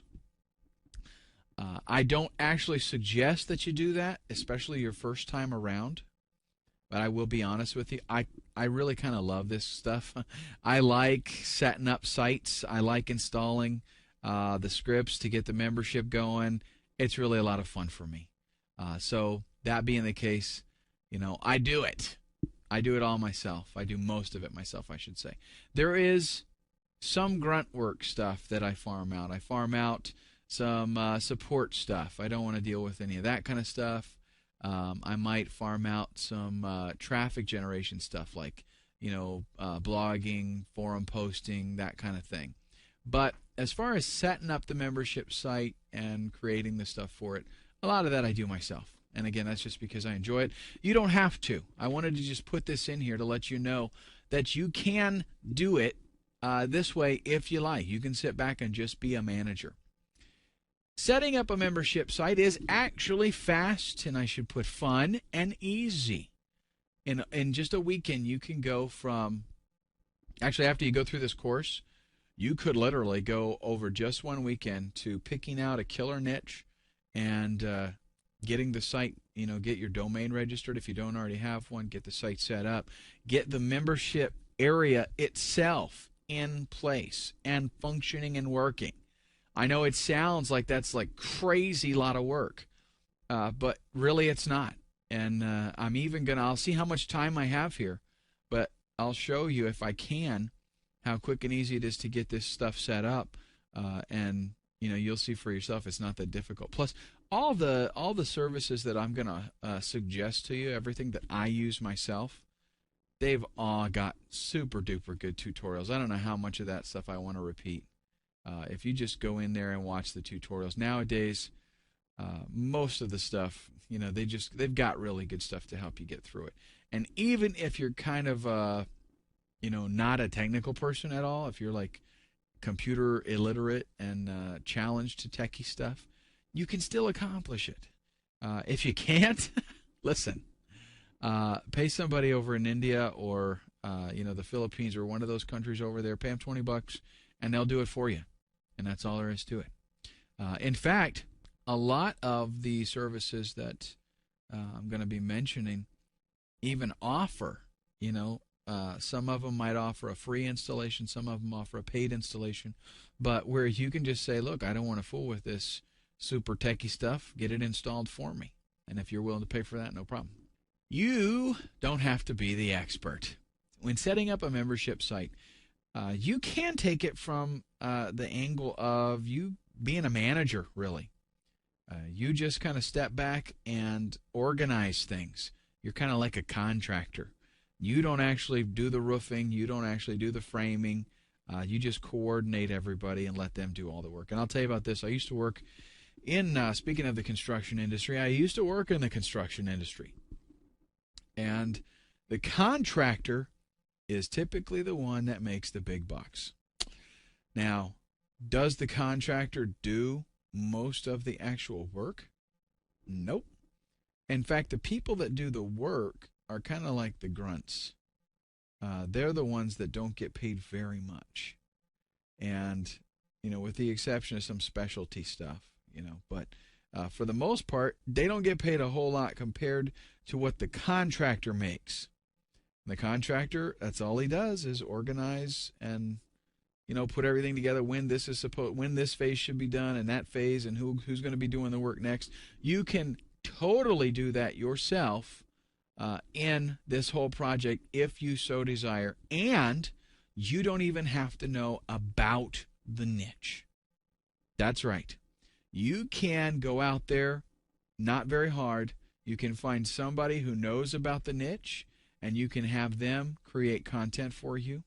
You can have them answer questions, all sorts of things, and you're totally clueless about the niche if you want that to be the case. Okay, if you know there's a very profitable niche and you don't know a whole bunch about it, there you are, you're set. No excuses. You don't have to know anything about it. Now, I advise, whenever somebody asks me about setting up something like this, I always advise pick something that you're very passionate about, something that you enjoy for your first site. That way you can set it up. You're involved in it from many different angles. You're going to enjoy yourself, and you can actually, create a lot of the content yourself, which is a lot of fun. Does this mean you're going to have a totally turnkey, ready to go membership site over the weekend? Absolutely not, because you're going to have to get content to put in there. I'm going to show you some shortcuts.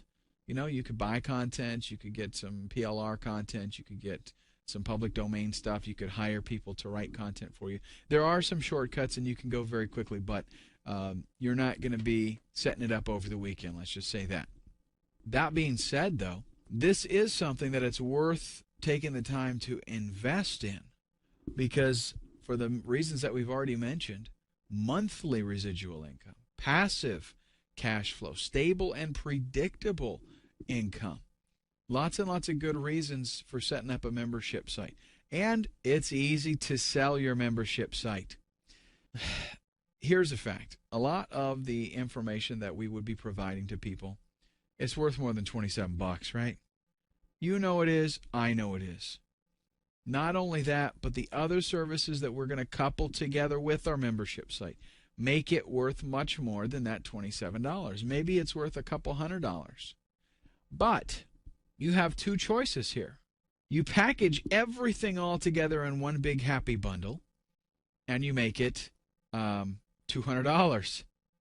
Or you have a membership site that has all the stuff there as well, and you make it $20, $30 a month, and then you send traffic to those two offers. Which one do you think people are going to go after?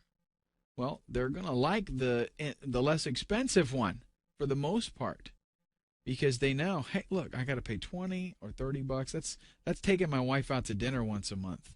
That's no big deal. So it's easier to sell it because you can show extreme value on one side and a low cost on the other. You don't have to charge them $197 because you're going to be, they can pay monthly. They can access as much information as you want. We also have some time-released membership sites, which I'm going to be featuring later on. I'm going to mention that more. But that allows me to have maybe a year's worth of content prepared already. And as they join, let's just, to keep things easy, let's say they join in January, right? They get access to January's content. In February, so long as they pay their dues, they get access to February's content, and so on. It continues for the full process. So they can't just come in and rip off all your content, download everything in 1 month, and then cancel, right? They actually, if they want to see everything, they have to go through the whole process. Membership site models. We're going to take a look at this, and I think we'll go ahead and take a break because I don't want to cram too much into your brain at one time, right? We all need to take a rest every once in a while. There are 3 basic models for what we could do potentially with our membership sites. Number 1 is a free membership. This could be, like a forum or a blog, MySpace, that kind of stuff. Those are sites that are essentially a free membership. With a forum, you got to go there, you got to register. Most of them, you have to have an account in order to post or reply to threads. So that's kind of like a membership site, but there's no cost to it. You go there, you register, you interact. The other one is a single pay. Here you pay once, and then you get access to the information for life. And that's definitely a good model. Even like what I suggest, let's say you're not going to do a monthly recurring thing, but you have a product that you're going to sell, even if you're going to sell it like on ClickBank, for example, something like that. I highly recommend that you consider setting up a membership site and having them access that membership site in order to get the content, instead of just sending them to a page where they download a PDF, or send them to a page where they download the videos. What you do is you set up a membership site. It's more robust. It makes the delivery, much more sophisticated, and it gives you a higher selling point because in your sales page, you're able to say you're going to get, your fee here, even if it's a one-time fee, your fee gives you access, lifetime access to this membership site. And for some reason, just that term, lifetime membership access, that carries more weight than just purchasing an ebook and downloading it. They feel like they get something more, just because you're giving them that access. And of course, there is always the selling point that you let them know, from time to time, I am adding new content. There'll be fresh content added to the members area, and you'll have access to that for life. Very, very effective way to market your product there, instead of just, the regular buy it and they get a download link or something. Number 3, which is my favorite, is a subscription, a recurring subscription where they have to pay either yearly, quarterly, or monthly, however you want to work it. But that gives me money every single, whatever the cycle is there, it's consistent. That's my favorite one for a lot of reasons. Generally, you're going to make more money in the long run with that model than you would with the single pay. All right, let's go ahead. We're going to take a break. And up next, we're going to take a look at a good market as well as a great market. A good market A good market has desperate, impulsive buyers, people that want to buy right now. The reason that I mentioned this is because there are a lot of hot markets out there that are hot because there's a lot of people interested in it, but they're not buyers. There are markets where people do a lot of research, markets where, like I said, a lot of interest, where people are maybe even wanting to participate in a discussion group or something, but they're not impulsive buyers. What we want is, ideally, setting up a membership site, is a crowd of people that have that desperate, I gotta have this now. I need a solution, like right now. And that's just for a good market. We're not even talking about a great market yet. Other advertising outlets besides just pay-per-click. So, in other words, lots of other opportunities where we could advertise, like banners or something on a website that gets a lot of traffic. And that kind of setup, we're looking at paying for like 1,000 impressions or something like that. Fulfillment as an information-only product, that's kind of a no-brainer. With a good market, we need to be able to service our customers with an information-only product, not something physical that we absolutely have to ship out, not something that we have to buy and then resell. We want that the information, because the cost of reproduction of information is basically nothing. So when you can sell something over and over again and there is no cost to production, that's a win situation for us. Proven internet buyers, just people that are willing to pay money over the internet and to purchase what it is that you're selling. There are some situations that people are there's actually some niches where people just don't like to buy online. They prefer doing it in person or even over the phone, and that's not what we want. We want them right there to click the button, make the purchase, and all of that stuff be handled automatically. Now, this is a good market. When we find, we're discovering what niche we're going to get into with our membership site, and these criteria are for what I would call just a mediocre market, really. It is a good market, but for if there was something I absolutely loved and it fit these 4 things, I could go ahead and do it just because I happen to love that niche and I want to get involved in it, and I'll probably still make good money at it. But first time through this, folks, we want to make buku bucks so that we've got a nice cushion of residual income coming in. So we're looking for a great market. Now, let me show you what a great market has. A need for ongoing support. Ideally, with we don't want a one-off wonder, right? Where the ebook that they get, or maybe even a series of 4 or 5 ebooks, is going to give them everything that they need to know. That's not what we want. We want something where there is a continual need for them to come and maybe learn more, or there's a service that they continually need, maybe updates, things like that, ongoing support, so that when they sign up, they're going to go through, and month after month, they're going to get a new additional benefit from us every single month. That way, we got some retention, right?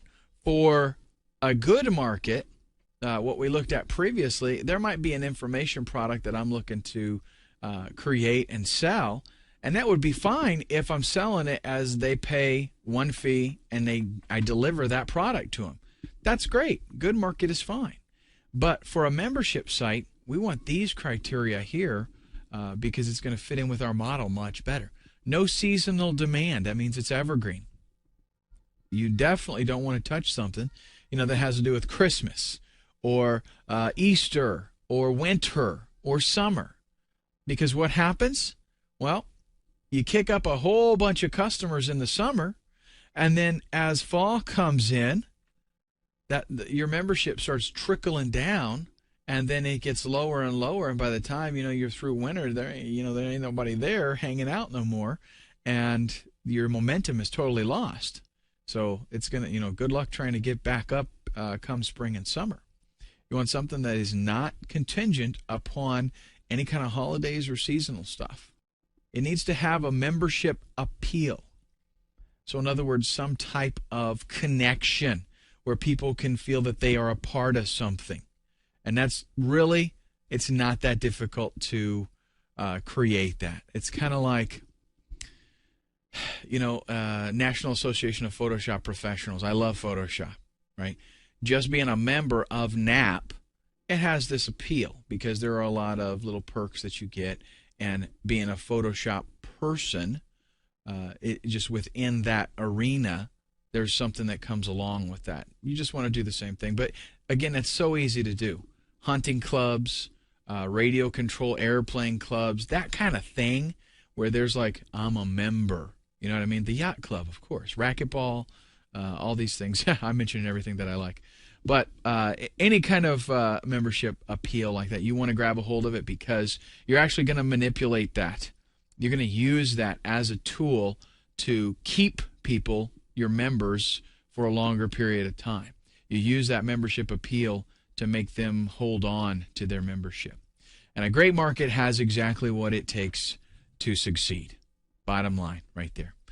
These additional things that I have mentioned on top of a good market are what we need to make sure that our membership site is going to succeed. So we're looking for the qualifications of a great market. Now we're going to talk about the two markets, and this is kind of like a different, I'm not talking about the good and the great market. I'm talking about the two types of markets within a great market. Okay. First, we have consumer markets. Diets, cleanses, the healthcare, finance, hobbies, that kind of stuff.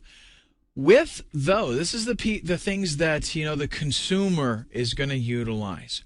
We've got a lower typical value because a lot of this stuff is just, for fun. It's for hobbies and stuff I'm talking about, and things that people just like to get into as, as something personal. For that reason, lower typical customer value, $10 to $30 a month is what you're going to be able to charge for those kinds of memberships. Now, huge potential customer base because we're going to be able to reach, like everybody is going to be interested in something.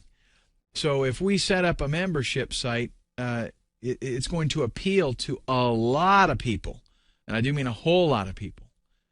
And especially you can find some membership sites, some niches. I'm not going to give away any secrets right now, but you can find some niches that will literally appeal to, just about everybody.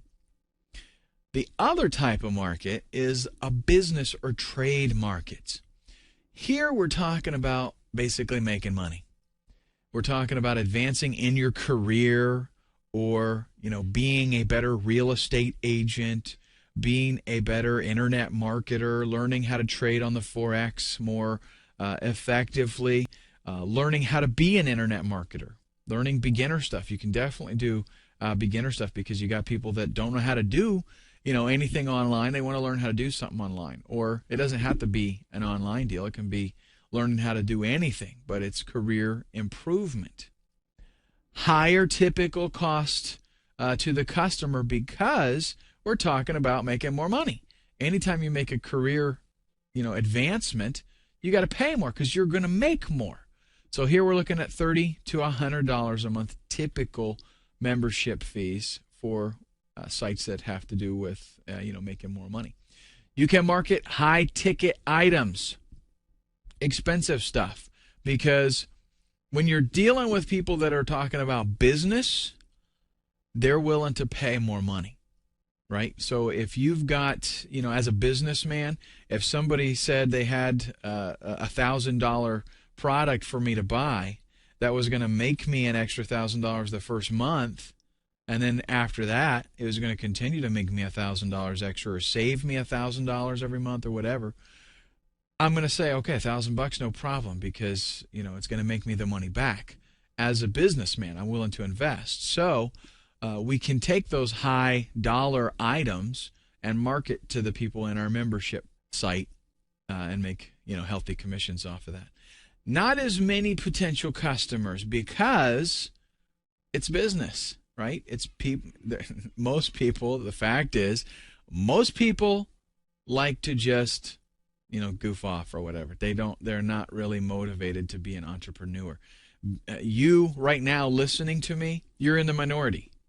That's just a fact, because most people, what a lot of people like to do, they all say they want to make money, they want to have their own business, but what they mean, let me translate for you. What they mean is, I would like a turnkey solution that has zero effort and I make 10 grand a month. That's what they really mean. So since they're not really motivated to do what it takes to really create a business, that's the majority of people. So you are in a minority. Congratulations.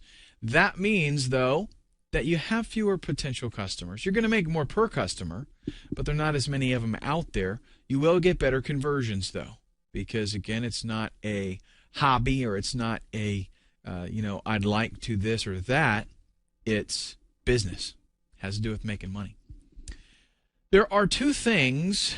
It's actually a phrase that these two things, it's not that I'm going to tell you to get into the how to make money niche or the diet niche, okay?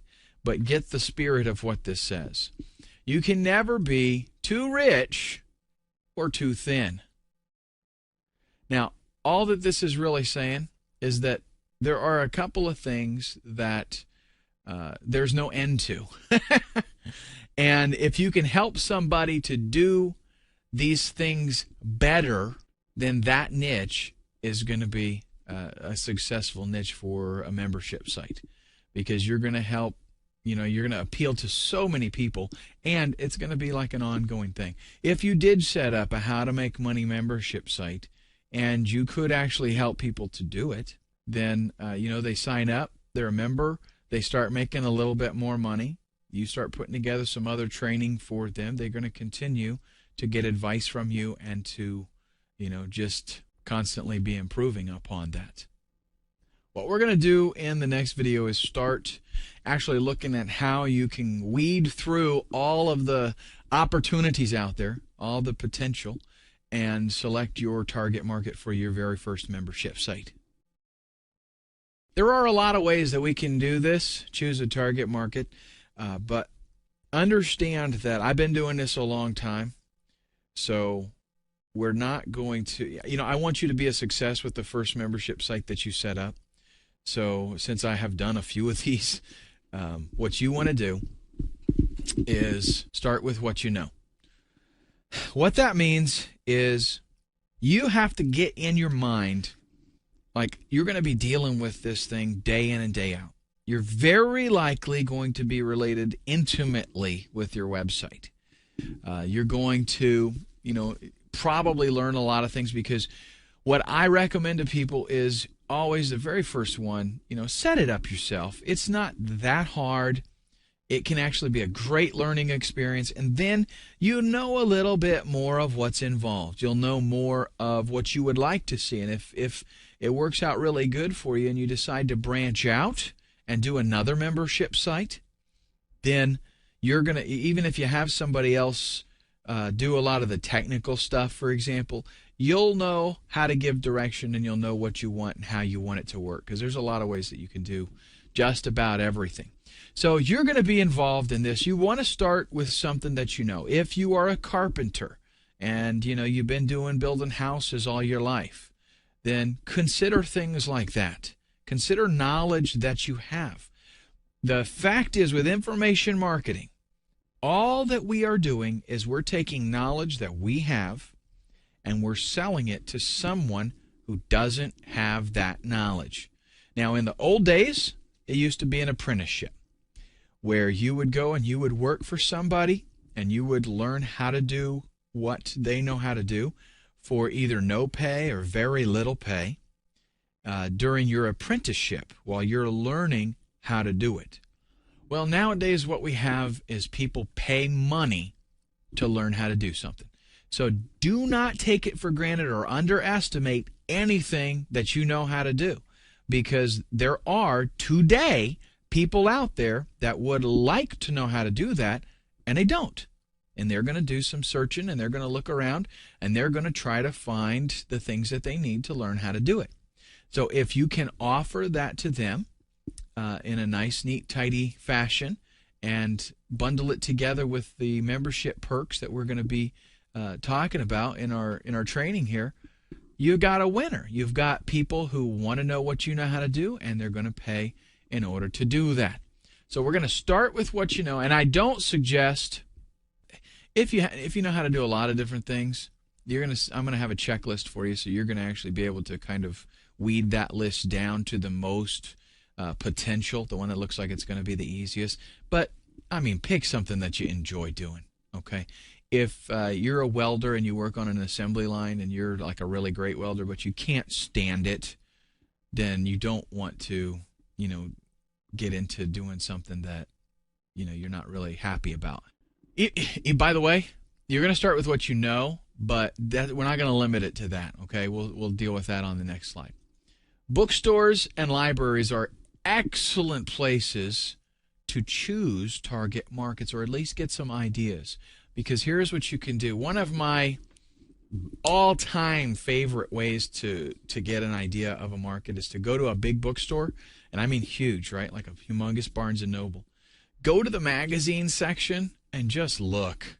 I mean, seriously, you know what you can do? If you absolutely can't think of anything, close your eyes, spin around, just point at the wall, open your eyes, and whatever magazine you're pointing at, there's your niche. I mean, it really is that simple. If there's a magazine, this is actually my 30-second do or die test. I'm giving you a head start. But if there's a magazine for something, that's just about a guarantee. So go to a bookstore, check out libraries, look at all the content that's there. These are things that typically, it's at least a great place to start. But with a magazine, for example, if somebody's gone to the trouble, you know how expensive it is to publish a magazine? If they've gone to the trouble of doing that, good chance that you got a big niche. And if there's like 5 or 6 magazines within that niche, I mean slam dunk. Compile and sort your list of potential markets just based on, what you know, ideas that you've seen at the bookstore or the library. So you've got this huge list now, right? We're going to start to even build on that list a little bit more. Here's some specifics with the what you know stuff. You might think, I said start with what you know, and you're standing there and you might be going, I don't know nothing. I just punch numbers at work and I don't know anything. You do. Listen. Start with hobbies and interests. What are the hobbies and interests that you have right now? So it doesn't really have to be something that you know how to do, but something that you're interested in doing. If, for example, you're fixing to get into, bird watching, I don't know.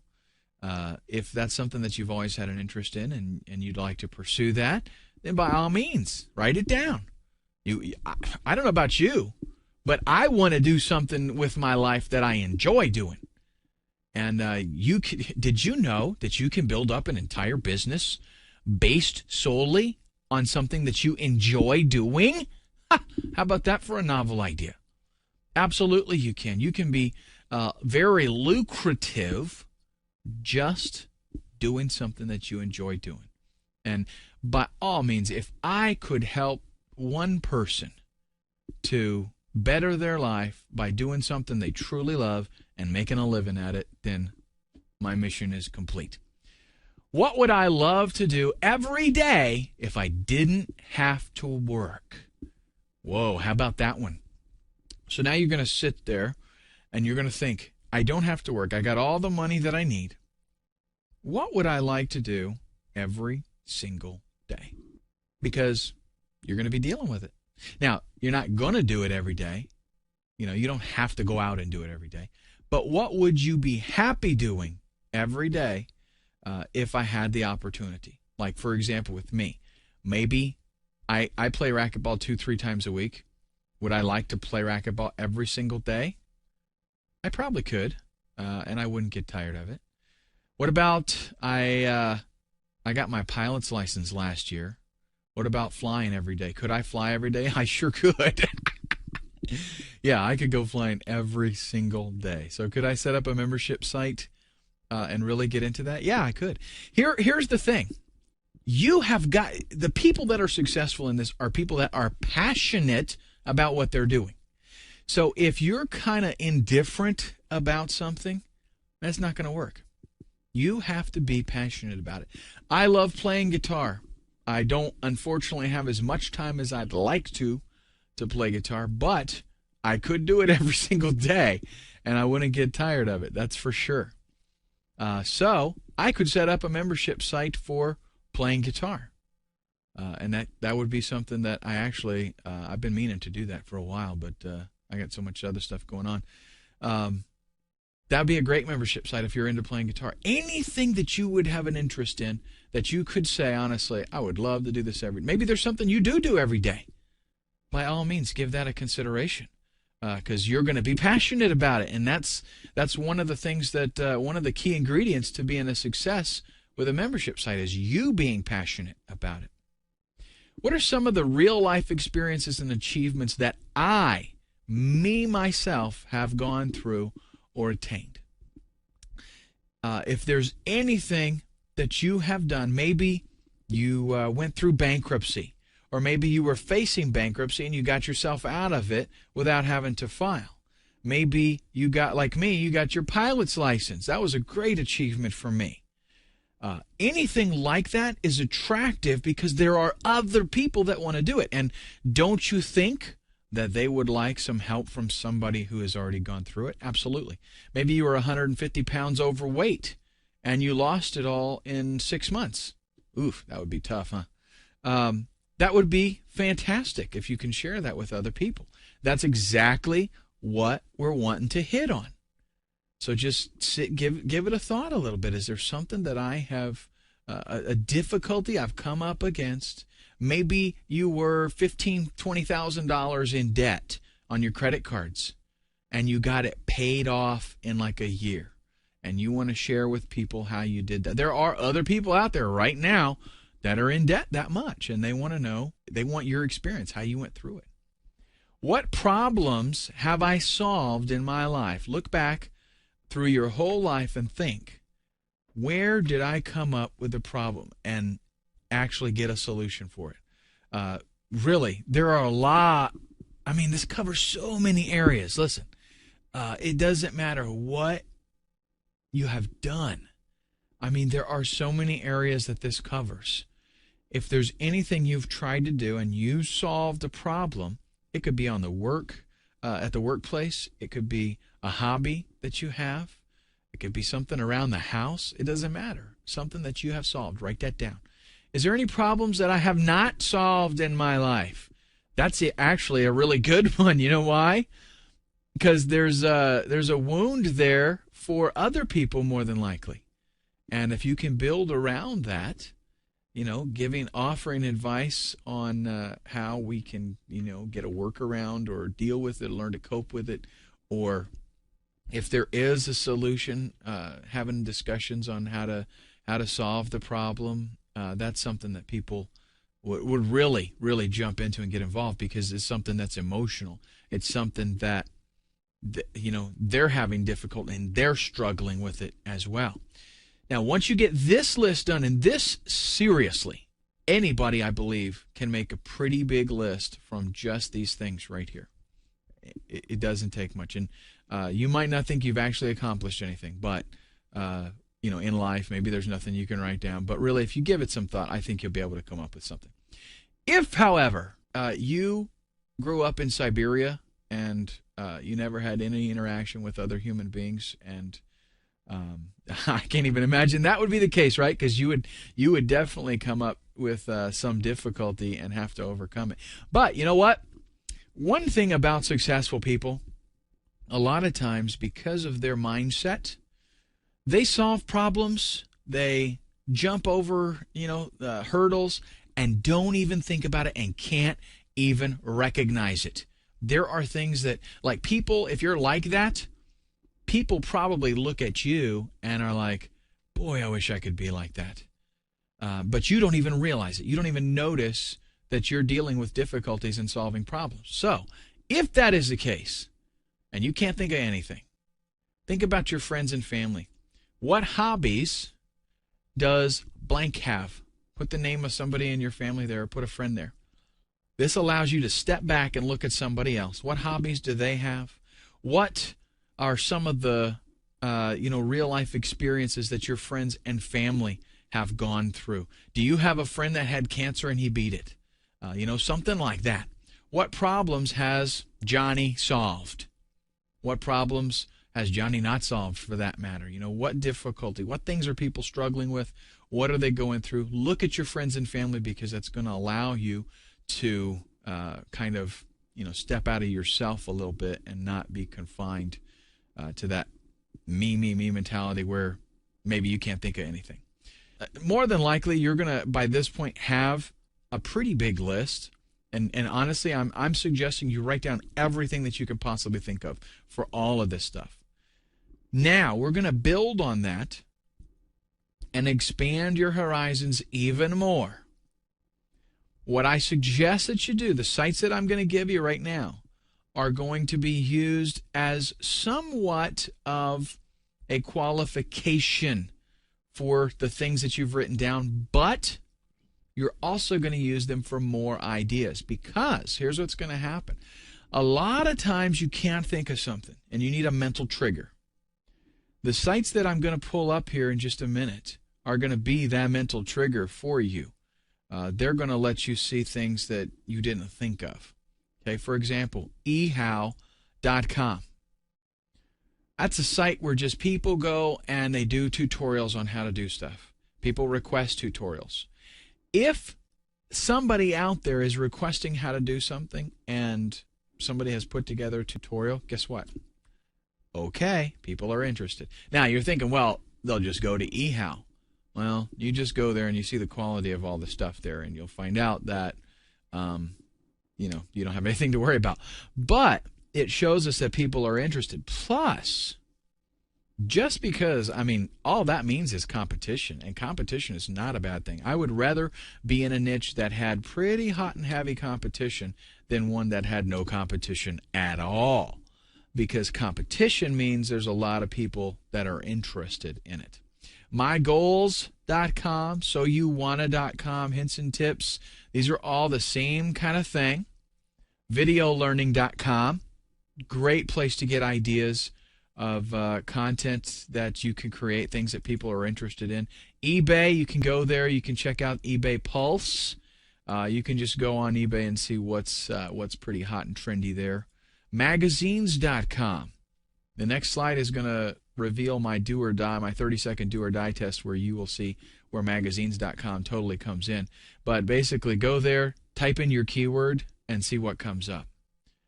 Or just go there and browse. If you can't think of anything, go there and browse. So as you're going through these sites, like maybe there might be things that you have not thought of, but you're going to see a magazine, for example, on some kind of hunting magazine, and you'll go, Bobby is a deer hunter. Things that you didn't really think of, but it's going to trigger it. Magsdirect.com, MrMagazine.com, SubscriptionConnection.com. All of these, same kind of thing. Lots of mental triggers and ideas. I have made this literally so that a troll under a bridge will be able to, go through this and think of something that is going to end up being a great market to set up for your membership site. Here is the 30-second do or die test. Simple as this. Is there a magazine or association that serves this market? So here you've got your list, and more than likely it's going to be pretty big. All you have to do is go to Google, type in a keyword and the word magazine. Or go to Google and type in the keyword and the word association. If sites come up, and if you can see, or magazines.com, if you go there and you can see magazines in that niche, it's basically a slam dunk. If you can find magazines for that keyword term, for that idea that you had, then there's going to be a lot of interest, because, like I said before, it's very expensive to coordinate and get set up and print a magazine. They only do that if there's going to be a large circulation, like very large. And with some niches, you will find there are actually multiple magazines. That is a killer situation, because what it means for you is that the market was so big that one magazine couldn't service it. So they had to have, Guitar Player, then they had to have Guitar World, Acoustic Guitar Player, Electric Guitar Player, all these different, I can't even tell you all the guitar magazines that are available. And what does that tell you? Tons and tons of people.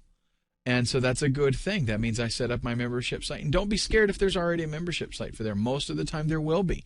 That's not a big deal. In fact, you can actually work with those people. And we'll talk about that a little bit later on. But so even having a competing membership site, not a big deal at all. All right, something for you to do now. Here's where we're going to just go out. Make sure that you've got at least 10 target markets that you came up with from the last two steps. The looking for your stuff, your interests, and for your friends and family, and then whatever, do a 30-second do or die test on some stuff, and narrow it down to at least 10 target markets that pass that 30-second do or die test. Okay, so you're going to have, I imagine, okay, you might have 30, 40 things written down by the time you go through all those things that we talked about. But make sure that you do the qualifications. Go to Google, type in a keyword in the word magazine, see if there is a magazine for it already. If there's not, don't write it down, scratch it off. But you want to get to where you have at least 10 target markets, 10 potential markets for you that pass that 30-second do or die test. It's not going to be hard, trust me. All right, coming up next, we're going to see how we can take that list of 10 and pick the one that's going to be the first membership site that you set up.